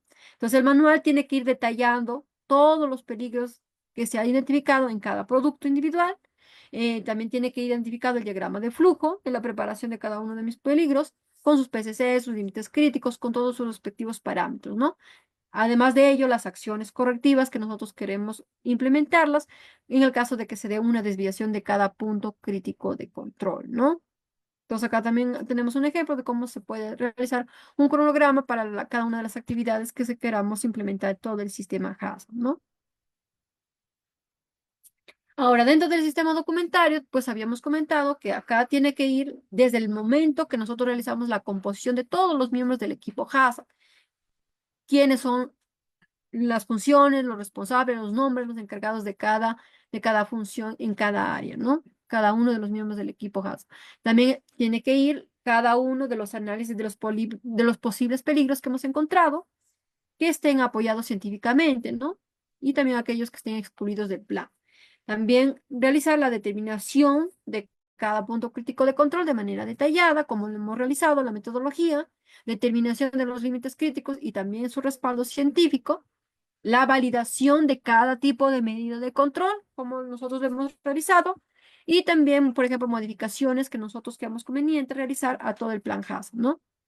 Entonces, en cuanto a los registros, vamos a incluir actividades de seguimiento de los puntos críticos de control, también algunas desviaciones, las acciones correctivas asociadas, procedimientos también de verificación, ¿no? Y ahora pasamos a otro tipo de procedimientos que también es necesario que algunas organizaciones también le agregan, ¿no? Por ejemplo, uno de ellos es el tema de gestión de retiros o también denominado RECAL. ¿Y qué vendría a ser el retiro? Es aquella acción, por ejemplo, de retirar alimentos del mercado en cualquier fase de la cadena alimentaria. Y muchas veces para ello tenemos que aplicar un plan de retiro de alimentos, el cual vendría a ser una serie de procedimientos o acuerdos que un empresario pone en marcha para poder recuperar, por ejemplo, aquellos alimentos de la cadena alimentaria si se presentara, por ejemplo, algún tipo de problema, ya sea, en este caso, de carácter de inocuidad o de calidad. El objetivo principal es proteger la salud pública de nuestro cliente consumidor, informar al jefe de producción y ese tiene que encargarse de informar al jefe de control de calidad y este jefe de control de calidad tiene que encargarse de investigar de qué tipo de situación de retiro es, si es de tipo clase 1, clase 2 o clase 3. Posteriormente tendrá que convocar al comité de retiro, que son las personas expertas en las áreas de reglamentación, de producción, de ventas, de marketing, de control de calidad, de relaciones públicas, de almacenamiento, de asesoramiento legal, de compras, en los mismos operarios y demás, ¿no? El fin es que se pueda coordinar todas las actividades de retiro y también a la vez informar al resto, ¿no? A todos los demás. También podremos ver acá el tema de trazabilidad, que eso lo vemos por justamente trazabilidad desde el momento que es hacia atrás, que es toda la parte que abarca todas las actividades primarias, la trazabilidad en el proceso desde el momento que nosotros recepcionamos nuestra materia prima y pasa por cada una de las fases o etapas de producción, y la trazabilidad hacia adelante ya cuando el producto está ya justamente en los vehículos de distribución y es llevado a cada uno de los centros mayoristas, minoristas o centros comerciales, ¿no? Entonces, la trazabilidad lo vemos desde el momento que nosotros vamos a cultivar, los cuales tenemos que tener registros, formatos, qué tipo de especie, cómo son sus características, en qué lugar, todo lo que esté desarrollado al tema de las actividades primarias, ¿no? Cosecho, también el tema de la cosecha, acopio, donde se va a ser almacenado cada uno de tus productos agrícolas, el procesamiento de la planta, el tema de la comercialización, trazabilidad hacia atrás, trazabilidad de producción, trazabilidad hacia adelante, que justamente es lo que les expliqué, ¿no? Y en cuanto al tema de gestión de quejas, pues nosotros para ello tenemos que saber que una queja es una inconformidad frente a un producto que no tiene las características adecuadas, ya sea queja a nivel de grado de calidad o sea por inocuidad, ¿no? Porque el producto tiene algún tipo de contaminante o porque simplemente tiene características no adecuadas, ¿no? Desde su presentación, su etiqueta, su envasado y demás. Y por eso, pues muchas veces, ¿qué ocurre? Que nosotros pedimos el libro de quejas o de reclamaciones cuando hay alguna disconformidad para que nos puedan solucionar el problema, ¿no? Y al fin, ¿qué significa? Que nosotros no es necesariamente que porque nos piden libros de quejas sea lo peor, ¿no? Sino que eso significa que nosotros hay muchas cosas como organización que podemos mejorar y tenemos que saber cómo nosotros tenemos que reaccionar, ver la manera cómo dar solución de una manera inmediata y poder solucionar los problemas de estas quejas que se nos están dando, ¿no? Podemos reemplazar un producto por otro de su misma categoría o ofrecerle otras ofertas mejores, ¿no? Entonces también para ello se da un manejo, atención de quejas y de reclamos, en el cual nosotros tenemos que identificar, clasificar y saber registrar cada uno de estos tipos de quejas o reclamos que nos estén realizando, ¿no? También ver el tema de la alerta y respuesta temprana, es decir, no esperar mucho tiempo o muchos días para poder resolver este tipo de quejas. Hay que tratar de buscar soluciones de manera inmediatas y rápidas, ¿no? Y también realizar pues construcción de soluciones, ¿no? Hacer un seguimiento, un monitoreo de estas quejas o problemas y saber responder de manera rápida. En cuanto al tema de la gestión de alérgenos, acá, por ejemplo, según el decreto legislativo número 1304, vemos que no se aprueban la ley del etiquetado, de la verificación de los reglamentos técnicos de los productos industriales manufactureros, ¿no? Entonces acá, según el Decreto Supremo 015/2017, aprueba en el artículo 13 la información del etiquetado, ¿no? Que nos involucra que nosotros tenemos que contener toda la siguiente información. En caso de que el producto contenga algún insumo o materia prima que pueda presentar algún tipo de riesgo para el consumidor o usuario. Entonces, sí o sí tenemos que declarar en nuestra etiqueta todos los posibles ingredientes que tengan algún alérgeno, por ejemplo, ¿no? Ya que esto puede causar hipersensibilidad, y como por ejemplo, como nosotros lo conocemos, que lo encontramos en los alérgenos, como pueden ser los cereales, los crustáceos, huevos, pescados, soya, el maní, leche, nueces, otros productos como sulfitos y con otras concentraciones, además que son las que nos pueden causar estas alergias, ¿no? Que incluso se ha visto que nos puede causar la muerte. Entonces, por eso es de vital importancia que nosotros sí o sí en nuestras etiquetas tengamos que declarar si es que hay alguno de estos posibles alérgenos dentro de ellos, ¿no? Ahora pasamos justamente a la parte del tema de la validación técnica oficial del plan HACCP, y para ello, pues el plan HACCP debe ser objeto de una validación técnica. Es decir, tenemos que buscar la idoneidad del plan HACCP. Y para que esta sea efectiva, pues hay que aplicar en que sea efectiva en el proceso de la fabricación, ¿no? Entonces acá todos los productos nos recomiendan que tienen que tener su registro sanitario. Entonces para ello, ¿cuáles son los pasos de realizar? Hoy en día, con la tecnología, pues ya tenemos la página del BUSE, ¿no? Entramos a la página del BUSE y nosotros vamos a poder realizar la validación vía virtual. Dentro de este pasamos al tema de mercancías restringidas, donde vamos a hacer clic. Después ingresamos con nuestra clave de sol, colocamos nuestro número de RUC, colocamos otra vez nuestra clave de sol, nuestra contraseña, nos damos clic en solicitudes, a nueva solicitud, nos vamos a la parte de Digesa, justo en la parte TUPA 35, DGS 032, es donde aplastamos o damos clic en el tema de validación. Justamente vemos el tema del representante legal, guardamos, detalle y vemos el establecimiento, ¿no? Y acá tenemos, por ejemplo, el ejemplo de cómo se realiza una consulta de validación de técnico oficial del plan HACCP, ¿no? Donde nos muestra el nombre de la empresa, Viva Fruit, AR, la dirección del establecimiento, dónde está, su número de RUC, el número de expediente, el departamento, ¿no? Y acá, por ejemplo, donde se muestra la fecha de emisión, la vigencia que tiene 2 años, el tipo de resolución, su estado, en este caso sí está otorgado, es decir, que sí se le han dado la validación, ¿no? Y también nos da un link para que nosotros podamos descargar esta resolución, ¿no? Y en cuanto al tema de las actualizaciones de mi sistema HACCP, pues ya según el último Codex 2023, nos indican que nosotros de los posibles peligros tenemos que ir identificando desde el momento que nosotros recepcionamos no solamente nuestra materia prima, sino también en nuestros ingredientes, también en cada una de las fases de nuestro proceso y también en el alimento terminado, porque recordemos que muchas veces se ha visto casos que por más que hayamos tenido cuidado en cada una de las fases o etapas de producción, ocurre que los envasados o embalados con los que estamos trabajando no tienen certificado HACCP. Y puede que por ahí se haya dado una contaminación y entonces de esta manera ya estamos contaminando el producto por más inocuo que uno lo haya dado, ¿no? Entonces son ejemplos que también uno hay que tomarlo en cuenta. También, por ejemplo, la probabilidad teniendo en cuenta de los programas de prerequisitos en ausencia de un control adicional, ¿no? Es decir, con qué tipo de programas de prerequisitos vamos a tener que trabajar. Eso lo vamos a tener que adaptar o amplificar según nuestra línea de procesos. Recordemos que esos van a cambiar sus denominaciones según el tipo de línea de producción, ¿no? Y a veces ocurre que no hay mucho control, no aplicamos estos programas de prerequisitos y entonces por eso que se da este tipo de contaminaciones, ¿no?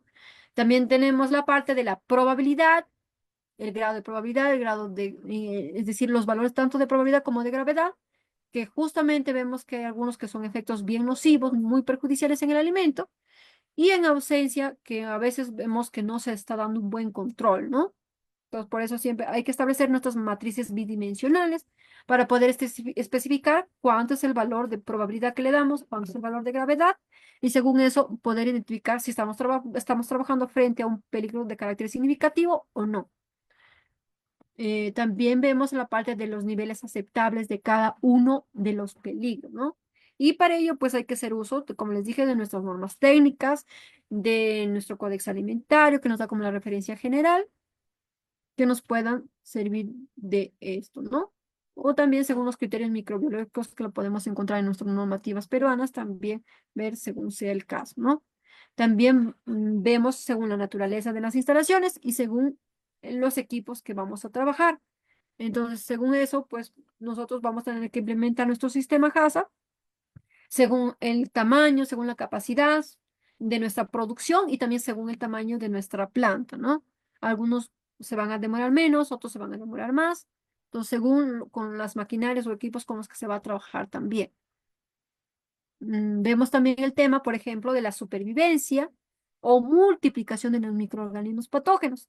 Y eso se da mayormente cuando supongamos que la materia prima, en este caso, sea café o sea, por ejemplo, puede ser maní o cualquiera de estos productos. En este caso de que, por ejemplo, tenga, por ejemplo, por ahí toxinas, como aflatoxinas, y ocurre que nosotros no respetamos adecuadamente los parámetros de temperatura, humedad en la área de almacenamiento, y entonces ahí se puede dar esto de la etapa de la producción o proliferación, ¿no? De la supervivencia o multiplicación de microorganismos patógenos, ¿no? En cuanto a la persistencia de las toxinas, de la producción también, entonces hay que tomar bastante en cuenta, no solamente en el área de almacenamiento, sino eso también lo vamos a ver en la área en las cámaras de refrigeración, en las cámaras de congelación, donde ahí se puede dar la supervivencia, ¿no? De estos tipos de microorganismos. En cuanto al uso previsto o las probabilidades de manipulación incorrecta del producto, pues, ¿no? Entonces ocurre que mayormente no tomamos en cuenta, no practicamos, según las capacitaciones que nos recomiendan cómo realizar unas adecuadas condiciones básicas de higiene y manipulación de nuestro producto, desde nuestros ingredientes, materia prima, y también ocurre que justamente muchos de los clientes no leen las etiquetas y no saben exclusivamente el producto para qué tipo de personas o población está destinado. Y, por ejemplo, mayormente se da en el caso de los alérgenos, ¿no? Que mayormente a veces algunos no colocan qué alérgeno contiene ese producto y la persona lo consume y le causa alergias o le causa daño, ¿no? Y lo mismo para el tema de las confecciones, cómo es que se está dando cada procesamiento, ¿no? Cada uno de ellos, cada infraestructura, cada empresa, organización, tiene su manera, su metodología, cómo ustedes van a realizar cada uno de su producción de sus productos. Y por último, vemos si se puede aceptar que el operario de empresa de alimentos realice un análisis de peligro simplificado también. Y para ello, pues a este hay que capacitarlo, hay que entrenarlo desde el momento que este va a recepcionar la materia prima hasta el momento que él va a tener que elaborar sus productos, cuando él se va a ir a monitorear, a vigilar cada etapa, cada fase, cómo va a realizar la validación de cada límite crítico, cómo va a realizar la verificación con todos sus registros y formatos, las auditorías que también se van a ir realizando. Ellos tienen que estar capacitados para responder a cualquiera de las autoridades que vengan a auditar en nuestra organización, ¿no? Y tiene que tener la capacidad, pues, de realizar un análisis de todos los posibles peligros que se pueda presentar a lo largo de la cadena agroalimentaria en cada uno de los procesos, ¿no? Entonces, esas serían algunas actualizaciones que nosotros podamos recordar al implementar en este sistema HACCP, ¿no? Acá tenemos muchas de las bibliografías también que nos puede servir, que pueden ver en videos también para que les pueda tener una noción más amplia, puedan un poco entenderlo mejor, con mayor profundidad este tema, pues, ¿no? Y justamente ahora nos habíamos quedado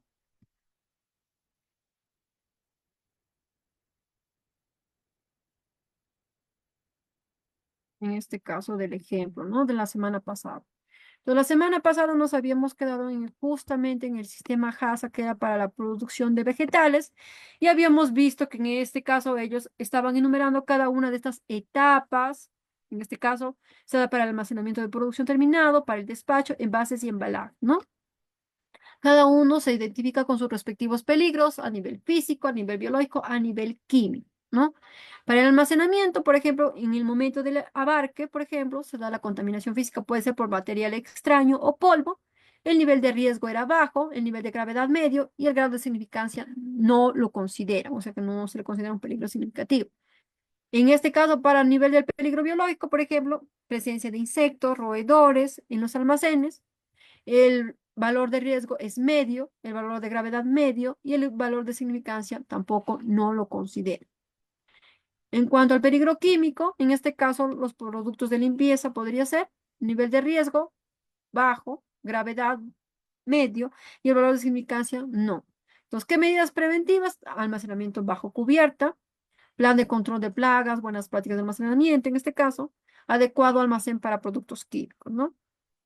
Para la parte del despacho, también tenemos peligros físicos o químicos, físico, polvo, químico, productos químicos de limpieza, aceite como gasolina.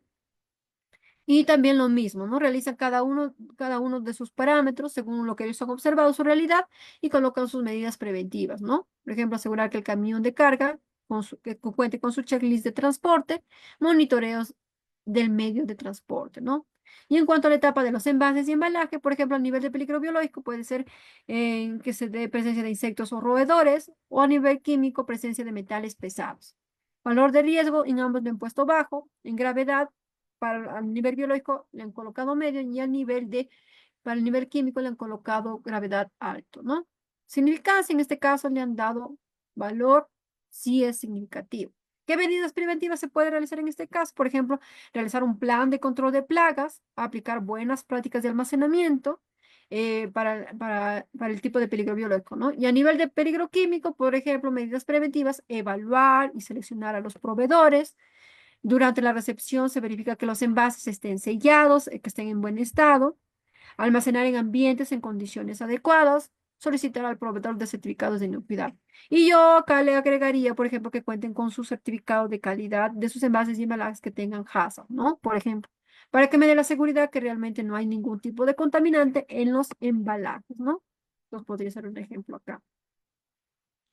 Acá tenemos, por ejemplo, el ejemplo para la determinación de los puntos críticos de control, ¿no? Entonces ellos acá especifican, por ejemplo, de acuerdo, en este caso están usando la metodología del árbol de decisión, ¿no?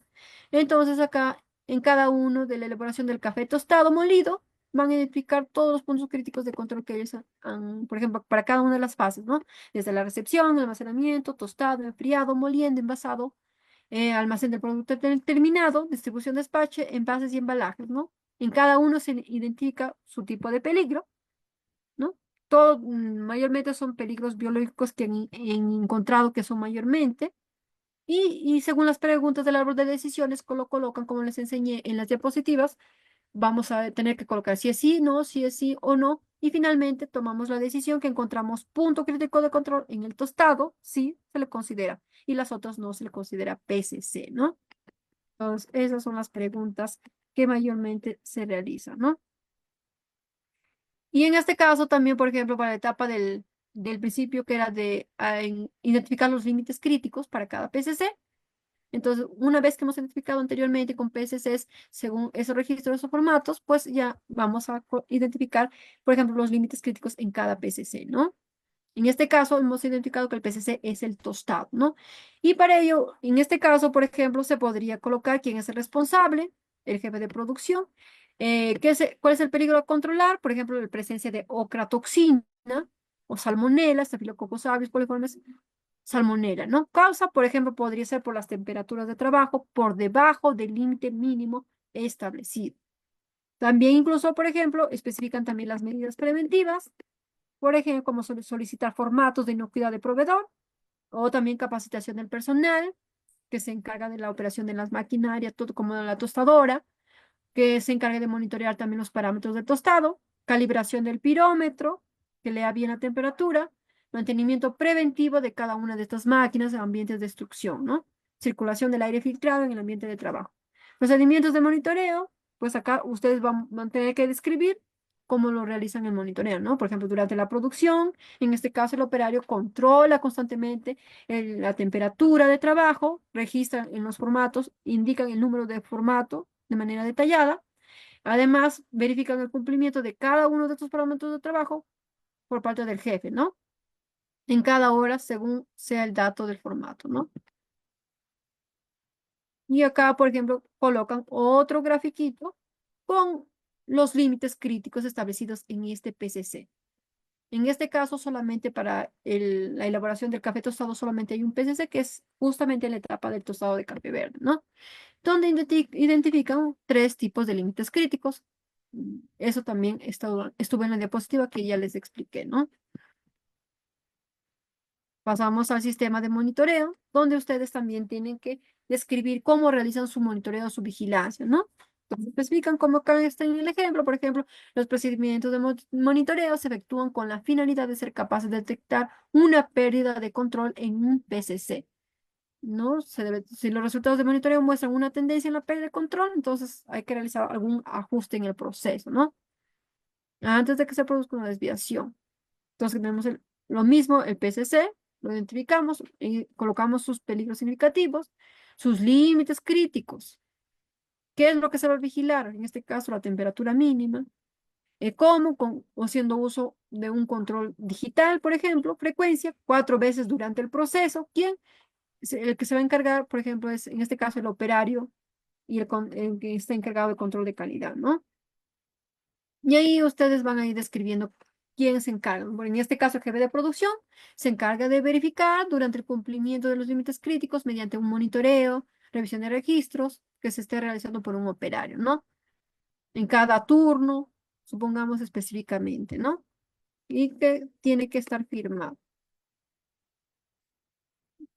También lo mismo para las acciones correctivas, ¿no? También van a describir cómo realizan sus acciones correctivas. En este caso, las acciones correctivas que se toman para el PCC en el tostado de café verde para ocupar las desviaciones que se produzcan son, ¿no? ¿Cuáles son? Colocan en el PCC, colocan sus medidas correctivas, que ya lo habíamos especificado en el ejemplo, y las medidas correctivas que nosotros realizamos, ¿no? Que eso también lo vimos el procedimiento, cómo se realiza una acción correctiva, ¿no? Sí, que lo habíamos especificado en el ejemplo de las diapositivas. Procedimiento de verificación. Y acá ya vemos que cuando la verificación es una inspección, recordemos, de todo nuestro sistema HACCP, para asegurarnos que es capaz de producir alimentos seguros y de que sigue los lineamientos correctos según el tipo de riesgo, ¿no?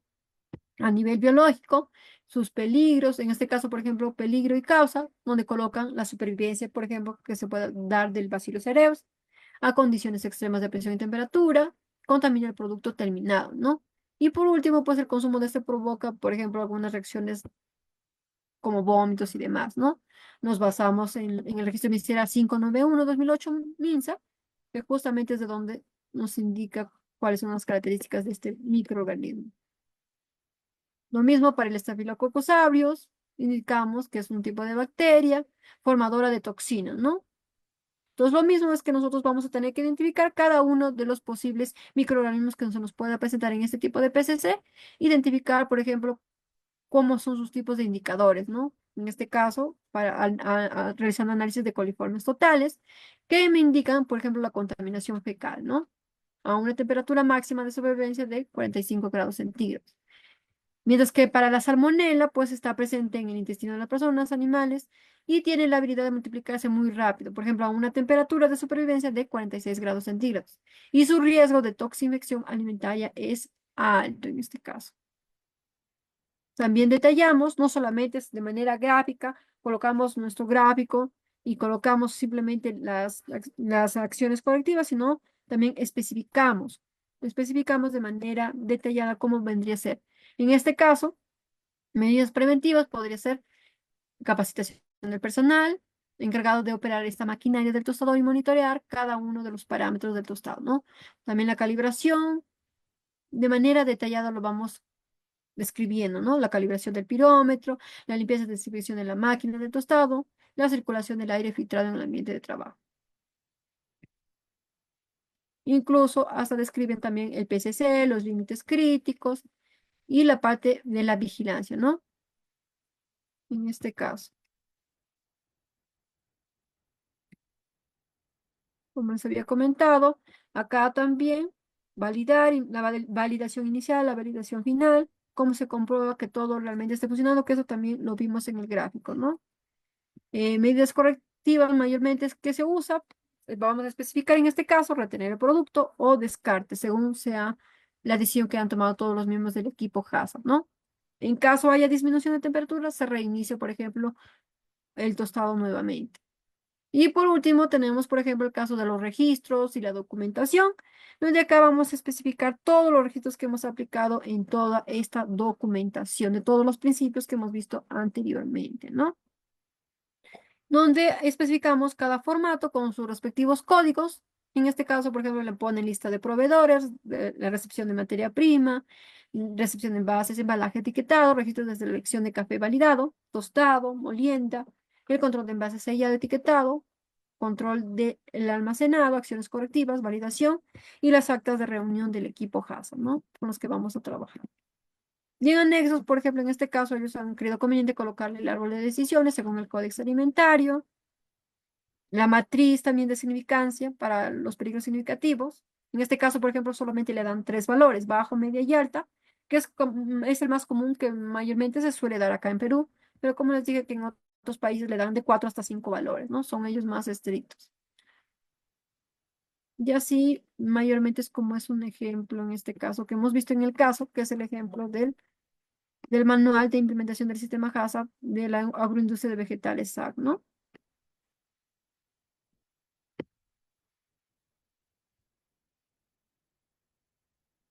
Listo, ya habíamos comentado. Y también habíamos visto en este caso,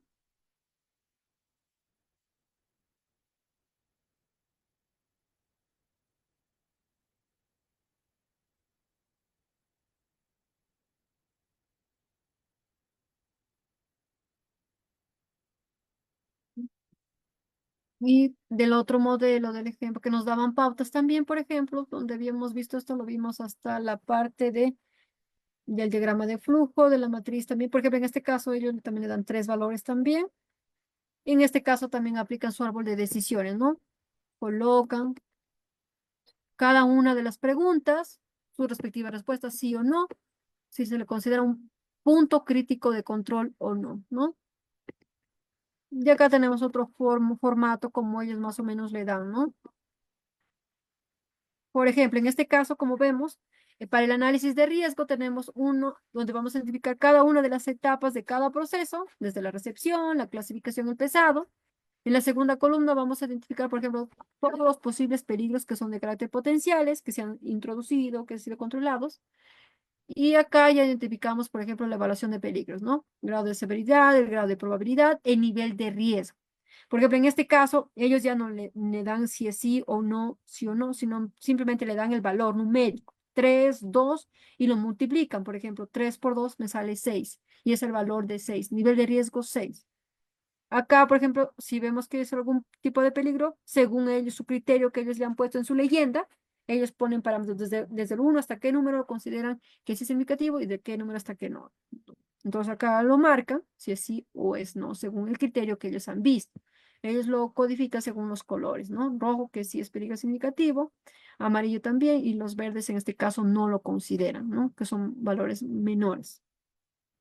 Tenemos otra columna donde justificamos, por ejemplo, la decisión de esa respuesta, ¿no? ¿Por qué nosotros sí lo consideramos peligros significativos? Donde identificamos, por ejemplo, en este caso, ¿no? Por ejemplo, en este caso, el cangrejo es recibido vivo, llega directo de su medio sin enjuagarse, por ende puede venir con una carga bacteriana patógena, bastante, ¿no? Entonces, según el FDA, por ejemplo, incluso acá lo colocan la referencia, ¿dónde, no? Por ejemplo, para contaminantes a nivel de ambientales, acá, por ejemplo, justifica también que sí es significativo, porque las aguas donde se realiza, por ejemplo, donde vamos a realizar la captura de los cangrejos, por historia no presentan niveles de contaminación químicas Ingeniera mayores Manto, a perdón máximos. por interrumpir, pero su material que está proyectando no se visualiza. Uy, a ver, espérate.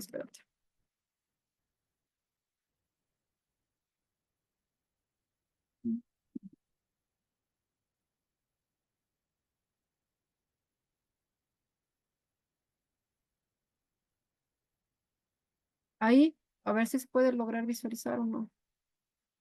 Ahora sí, ingeniera Manto, ya se puede visualizar. Ya, gracias.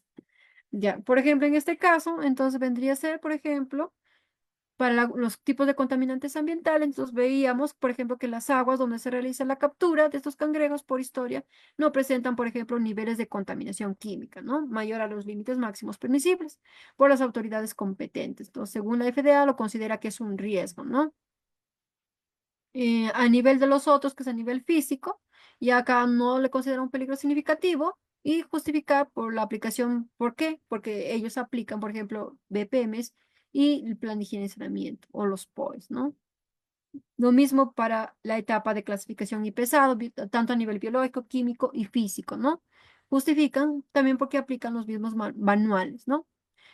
También, aparte, ellos agregan otro tipo de columna donde vamos a colocar, por ejemplo, qué tipo de medidas preventivas se puede aplicar para poder impedir o prevenir los riesgos significativos, ¿no?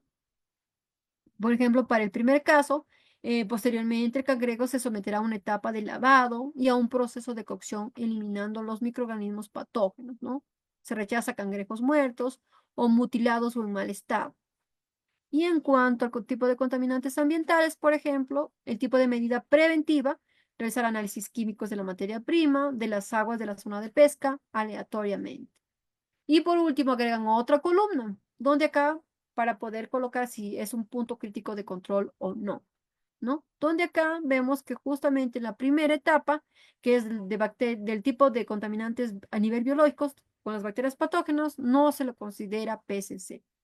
Pero cuando son contaminantes a nivel químico, de contaminantes ambientales, sí se le considera como PCC. Y ya los otros tipos de contaminantes vemos que no se le considera PCC porque tienen un valor menor, ¿no?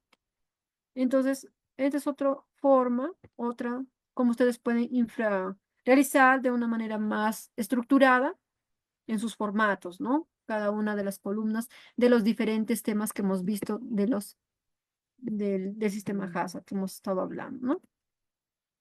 Y lo mismo acá vemos en cada una de las etapas, ¿no? Para esta elaboración del cangrejo, para el lavado de la materia prima, para la cocción, donde especifican cada uno de lo que hemos estado mencionando. Análisis de cada uno de los sistemas de riego. Entonces son ejemplos, modelos más o menos que nos dan cómo nosotros podríamos también hacer en nuestro Excel o en nuestro Word, en nuestros formatos, donde vamos a especificar cada uno de ellos. Y lo mismo para el sistema de monitoreo, ¿no? Eso también lo vimos en las diapositivas, donde nos especifica, por ejemplo, qué, cómo, la frecuencia, quién va a ser el encargado de realizar el monitoreo según el PCC que hemos creído conveniente considerarlo, ¿no? En este caso, para la recepción del cangrejo, donde hemos enfatizado cada uno de ellos, ¿no? Por ejemplo, acá hay otro, por ejemplo, para el punto crítico en este caso sería la cocción. ¿Qué tipo de peligro significativo? Puede ser a nivel biológico, por ejemplo, por la supervivencia de bacterias patógenas. El límite crítico en este caso vendría a ser aplicar la tabla de proceso establecida por la autoridad de proceso. Y en la etapa del monitoreo o vigilancia, por ejemplo, ¿qué es lo que se quiere realizar? Por ejemplo, identificar la temperatura, la presión del autoclave, de acuerdo a la tabla de proceso establecida por la autoridad de proceso. ¿Cómo? Con el termorregistrador, con el termómetro digital o con el termómetro análogo o manómetro, según sea el caso, ¿no? Frecuencia, cada recepción de cada lote. ¿Quién? El operador calificado del área de cocción. Y también nos da en esta columna, por ejemplo, la acción correctiva, ¿no? Si vemos que el monitoreo no está dándose adecuadamente, por ejemplo, podemos realizar extender el proceso o elevar la temperatura para compensar la desviación del límite crítico de acuerdo a la tabla de autoridad de proceso, ¿no? Aislar, retener para poder realizar evaluaciones o podemos volver a reprocesar o destruir el producto, cualquiera de las acciones correctivas. Registro, pues hay que, tenemos que hacer uso de muchos registros, por ejemplo, registro diario de cada etapa del cocido, o también hacer uso de cartillas del termorregistrador, registros de acciones correctivas, y en cuanto a la parte de la verificación, pues de todo el proceso establecido, ¿no? Verificar la precisión y los fallos de los dispositivos, de los termorregistradores o termómetros digitales con los que estamos utilizando, asegurarse de qué se está, específicamente, de que estén operativos antes de ponerlos en funcionamiento, ¿no? Verificarlos diariamente al inicio de cada operación, calibrarlos una vez al año, si es necesario, revisar los registros, tanto de monitoreo, de verificación, de acciones correctivas, dentro de la semana de preparación, ¿no?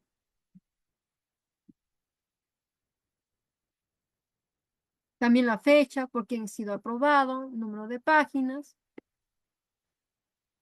Acá también tenemos otro para otro tipo de PCC que nosotros queramos encontrar, ¿no? Entonces, eso vendría a ser. Y acá ya lo tenemos completo, por ejemplo, tanto monitoreo, tanto como acciones correctivas, como el tema de la verificación, ¿no? Donde pues, nosotros podemos colocar con qué tipo de registros, con los respectivos códigos con los que nosotros vamos a ir trabajando, ¿no? Entonces, son más o menos ejemplos que yo he sacado, por ejemplo, de la empresa Fodex, con la que anteriormente yo había trabajado, pues, ¿no? Entonces, eso ha sido todo hasta el día de hoy. Gracias. Espero que lo hayan entendido, les haya servido de ayuda y hayan podido comprender al menos lo básico de lo que significa poder implementar el sistema HACCP, ¿no?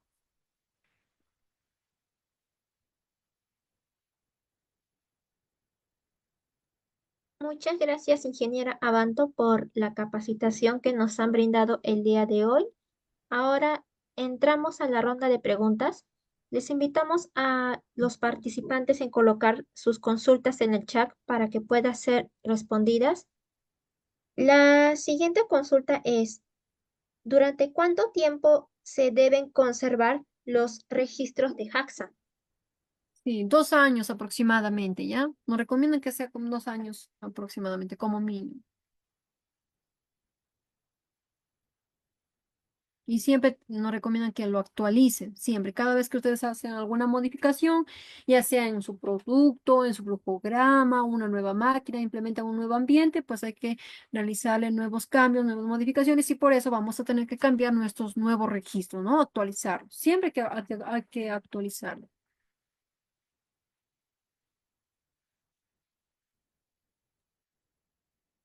Muchas gracias, ingeniera Banto, por su respuesta. Antes de pasar a la siguiente consulta, les informamos a los participantes que los que realizaron el pago con anticipación, que sus materiales de la segunda clase y el certificado ya fueron enviados a sus correos electrónicos. Pueden revisar en su bandeja de spam o correos no deseados, pero si no logra ubicar el certificado y los materiales, puede comunicarse con su asesora vía WhatsApp para que les pueda ayudarlos. Bueno, la siguiente consulta es, ¿qué se debe hacer antes de manipular los alimentos? Antes de manipular.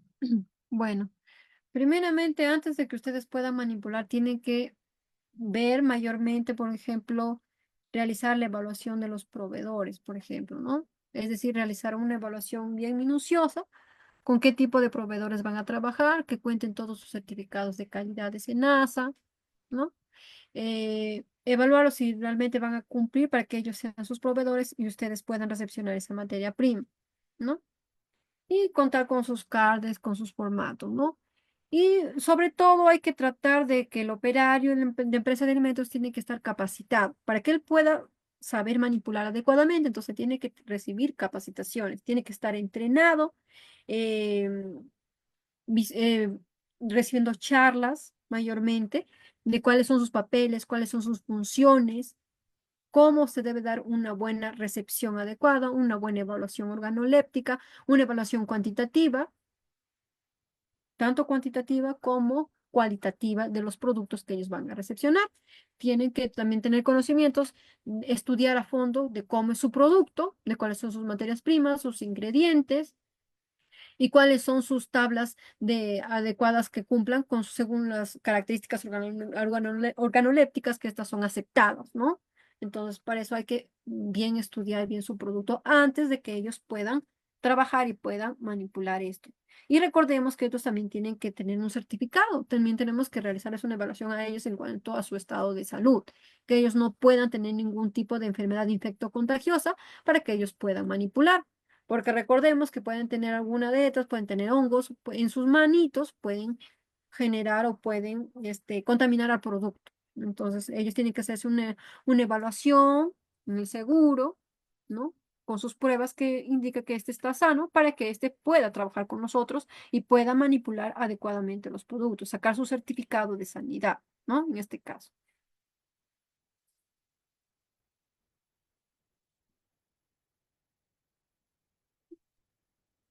Muchas gracias, ingeniera Banto, por su respuesta. Antes de pasar a la última consulta, les informamos a los participantes que aún están a tiempo de realizar el pago por la certificación y pueda obtener los materiales. Les estoy dejando el número de mi compañero en el chat para que pueda comunicarse con él directamente y les pueda ayudar a obtener estos beneficios. Recuerden que nuestros certificados cuentan con código QR y pueden compartir en nuestras plataformas y en sus redes. Bueno, la última consulta es, ¿qué permite el sistema JAXA? Bueno, nosotros aplicar el sistema HACCP, el más principal de todos es que nos permite brindar alimentos que sean inocuos, es decir, que no nos puedan causar daño, brindar productos de calidad, que nos den seguridad que al consumir esos alimentos, pues no solamente nos van a nutrir, sino también nos van a proteger de cualquier tipo de enfermedad o de ETA que nos podamos contraer, ¿no? Otro también es que nos permite que nosotros podamos comercializar nuestros productos con otros países a nivel global, ¿no? Ya que al aplicar este sistema, nosotros podemos comercializar con otros países de cualquier parte del mundo, ¿no? Brindamos confianza, brindamos seguridad a nuestro cliente, ¿no? Y sobre todo, y lo más importante es que nos va a permitir que nosotros podamos tener mayor categoría, mayor privilegio, somos más reconocidos en otros países y de esta manera podemos prevenir, eliminar, reducir cualquier tipo de contaminantes, peligros que se nos pueda presentar a lo largo de la producción de toda la cadena agroalimentaria, ¿no? Filtrar peligros contaminantes y eliminar cualquier tipo de no conformidad que se nos pueda presentar, ¿no?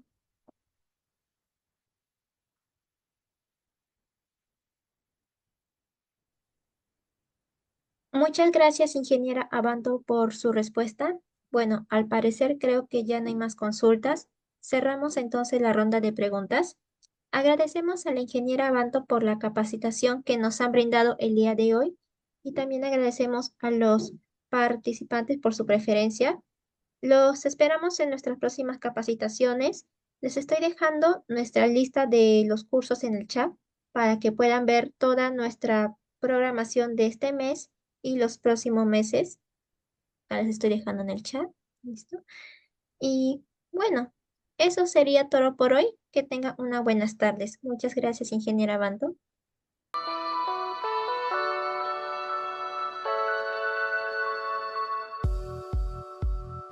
Hola, te saluda Geraldine del grupo educativo Capacítate Perú.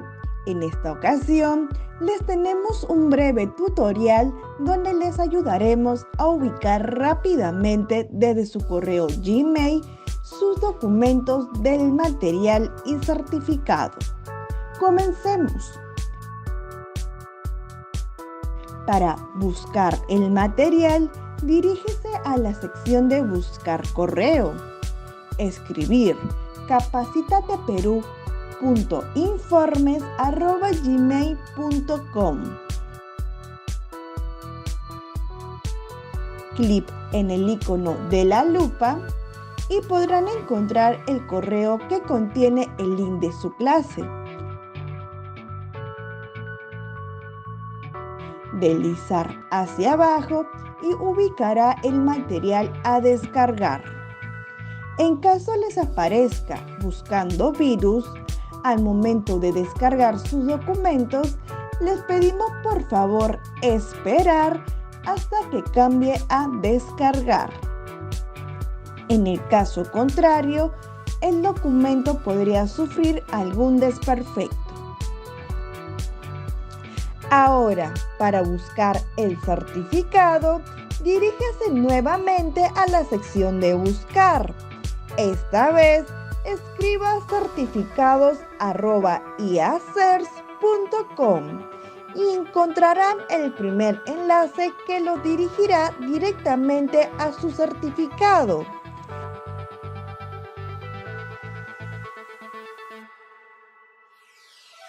podrán visualizar y descargar dicho documento en archivo PDF o imagen, así como la opción de compartir en su cuenta de LinkedIn.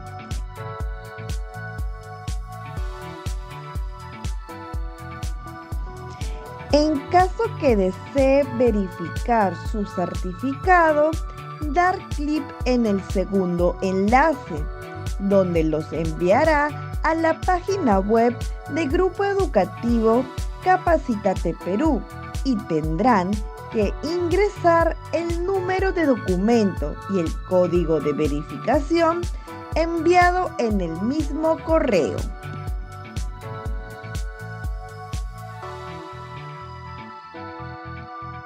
Verificar sus datos que sean correctos. Muchas gracias por su atención y nos vemos en más capacitaciones.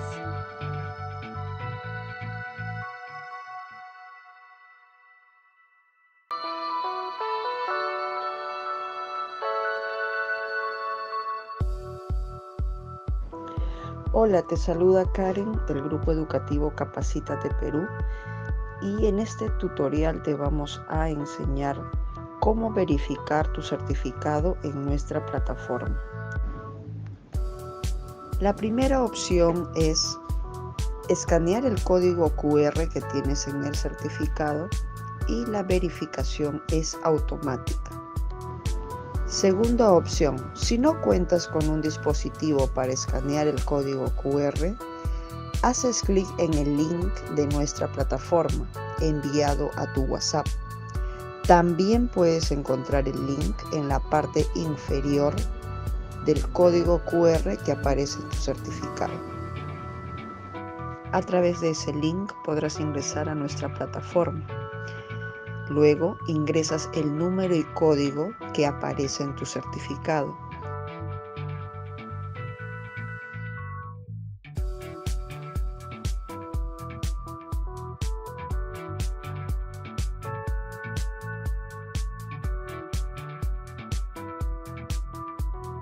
Y podrás verificar y validar tu certificado en nuestra plataforma. La tercera opción es remitirnos al siguiente correo consultas@capacitateperuvirtual.com una carta simple u oficio y adjuntar el certificado. Le responderemos dentro de 1 a 3 días hábiles la verificación de su certificado. Tiene estas 3 opciones para poder verificar y validar su certificado en nuestra plataforma. Estamos para atenderlos, Grupo Educativo Capacítate Perú.